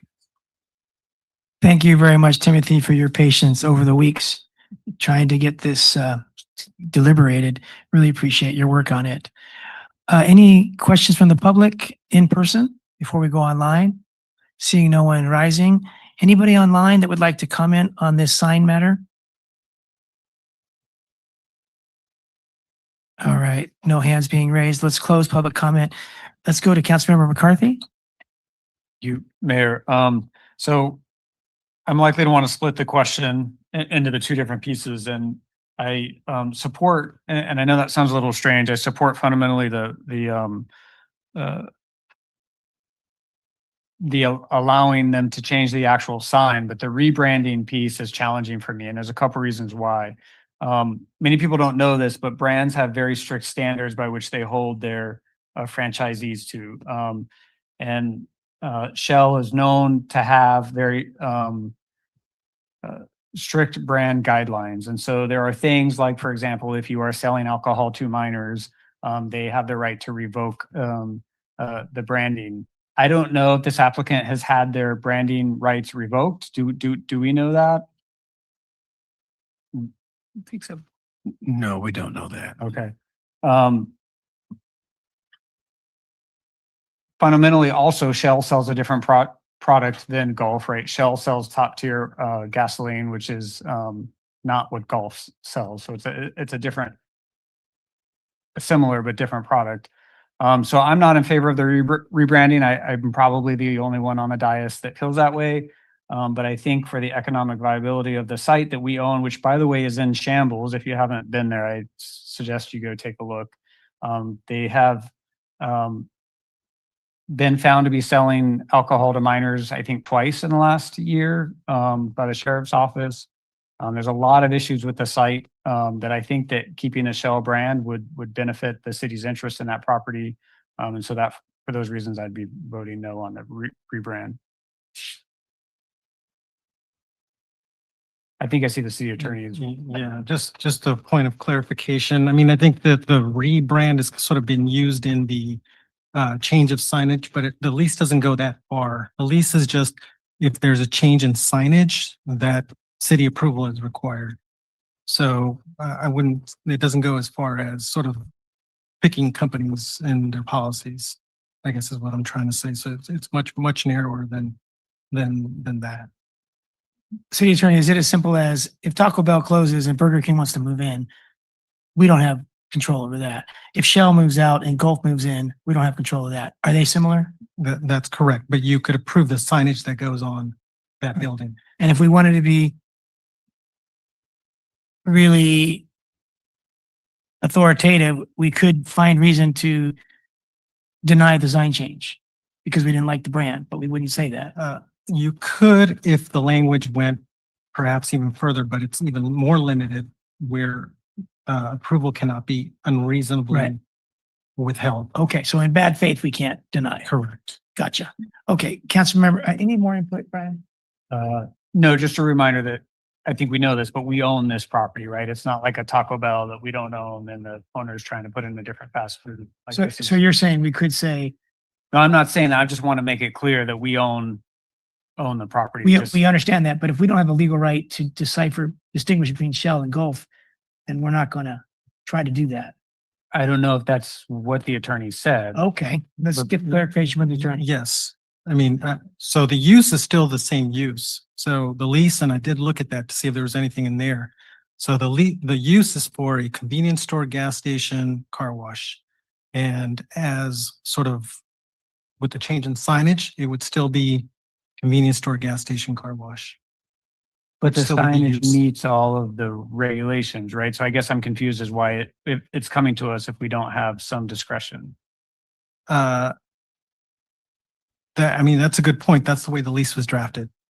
So typically it's so that the owner can kind of look at the signage and say, okay, yes, that works for me, or work with the property owner to say no. Another reason would be, for example, if the sign that was proposed, which it was initially proposed, did not meet the county of Monterey requirements, right? If it was in city jurisdiction, we'd have more say, but in this case, we don't. So one of the bases for withholding consent would be that the signage does not conform to the requirements of the county of Monterey. So if I may, just for my own edification, so if they wanted to change it to Billy Bob's Gas and whatever, like that would be the same, that like even if it's not a name brand, you're saying that we have no discretion there. I would say some, but very little discretion. So I guess that's my challenge, right? Like it sounds like there's a little bit of a gray line. City manager, city attorney, could we say no because we don't like Gulf? No. Okay, so Brian, do you still have more input on that? Yeah, just to clarify that's not my perspective, that I don't like Gulf. Right, but we can't change it because it's Gulf, because they have minors and they have, lower gas. That's not within our prerogative is what I'm hearing. Do you agree with what the city attorney is saying? That's not what I'm hearing, but what I'm hearing is that there is a little bit of gray area to pick an operator that is going to succeed and do well and follow the law and have operator guidelines that encourage that. Okay, so city attorney, do we have any discretion between golf and So show? that, well, just a couple of things there. So no is the answer to that question. I think I've answered it. Right? And is there The any second gray- one, in terms of picking the operator, I think if there were issues, so first of all, the lease does give the city some options, and we have actually, sent a letter to the operator to comply with the lease terms for some of the issues that have been raised. They have responded, and I think staff is going to work with them also to inspect the property. So there's some things that are in motion to make sure that happens. Absent, a default and going through that process to terminate the lease, this lease continues essentially till 2030. Okay, is there any gray area for us to say no because we don't want golf? Not in that respect, but I was given a much sort of broader hypothetical, Okay. which was this Billy Bob's, and whether or not that signage had, things that, I don't know, were distasteful, All I right. guess. Okay, thank you. Any more, Brian, before we move on?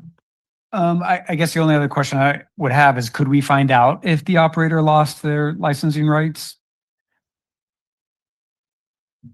Yes, we could certainly do that. Okay, is that related to this item tonight? No. Okay, I'd be interested regardless of the vote tonight, though, just. yeah, so you can contact staff and talk more about that to make sure you get what you wish. Let's go to Councilmember Viala. Councilmember, Mayor Pro Tem Fisher? Thank you. And I know it's not on the agenda, so Renee might stop me, but since Councilmember McCarthy brought up, yes, I have visited the place quite regularly during the Indian Parkway project. As far as I know, they chose to change brands. Yes, the city owns it, and the what do you call it, tenant has plans to invest quite a lot of money there. But I don't know if we can probably not talk about it now, but just so that you're aware, they do have plans to have a coffee shop, car wash maybe. So they do want to do things, but this is the issue that I've spoken about before. We expect our tenants to maintain. And I know I've even asked the city to inspect, because one of the light posts came down, and I wanted them to inspect all the other ones, because why would one light post come down? So anyway, so I have had discussions with the city manager quite regularly about this place, but I know that the tenants have good plans, and I like the business. I like how clean it is, and of course they should not be selling alcohol to minors. But I know they're not the only ones who got caught for that. And that was before they switched to Shell, I think, or maybe both. Gulf. Maybe they also did it while they were having Shell. I don't know. So anyway, and I apologize for making this longer, because I thought we would just approve the signs. Thank you. Thank you. Councilmember Viala? I'd like to make a motion to adopt the resolution approving the authorization of 1, submittal of an application for installation of new signage, and 2, approval of new signage at the existing city-owned site located at 2700 Imjin Parkway, and find that this action is exempt from CEQA pursuant to section 15061B3 of the CEQA guidelines. I'd like to second. All right, my brief comment is that there's a little bit of similarity here between the Equestrian Center and Water City Roller Hockey, whereas in this case, we are not properly taking care of this property as landlords, and we're starting to criticize this property for not being in good shape. For example, there was graffiti on an outbuilding, and volunteers partly covered it up, and it's been there for about a year. That's not the tenant's responsibility to paint the buildings, I don't think. Actually, it is. Okay, so there you have a tenant responsible to do things that normally we think of as landlord responsibilities. And that was the catch-22 we had with Water City Roller Hockey and the Equestrian Center, is that the lease or the concessionaire agreements had them doing everything that landlords usually do. So it didn't get done because they didn't have the money. So if we're not responsible for the light post, and they are, if we're not responsible for the parking lot, and they are, we probably need to question whether that's realistic. But when we say the property is not in good shape, we might have a responsibility there, like these other properties that we own. All in favor of the motion? Please say- I would just. Sorry, go ahead. Brian? Just want to, certainly would not characterize, I appreciate that opinion, but I think that, anytime you have a landlord-tenant relationship, you absolutely rely on the tenant to, provide feedback when things are going wrong. I'm assuming we haven't received a lot of feedback from the tenants asking for the landlord to intervene, but, and I know we're getting off track, but we can agree to disagree, but I just want to be on the record that I don't characterize our relationship with the tenant like that, at all. So. Yeah, they're walking on eggshells trying to stay in our good stead so that we can work with them to improve the property. They're really good tenants. All in favor of the motion, please say aye. Aye. Aye. All opposed, please say no. No. Okay, thank you. That motion passes 3-1 with Councilmember McCarthy dissenting. And again, appreciate everyone for the long night, shorter than some nights. And it was a great reception for Lane. Lane, thank you for so much that you've done for our community. And Courtney, thank you for stepping up to be interim city manager. And we're really excited, Matt, for you to be here in August or whenever it is. Thank you so much. Okay, everybody, we're adjourned.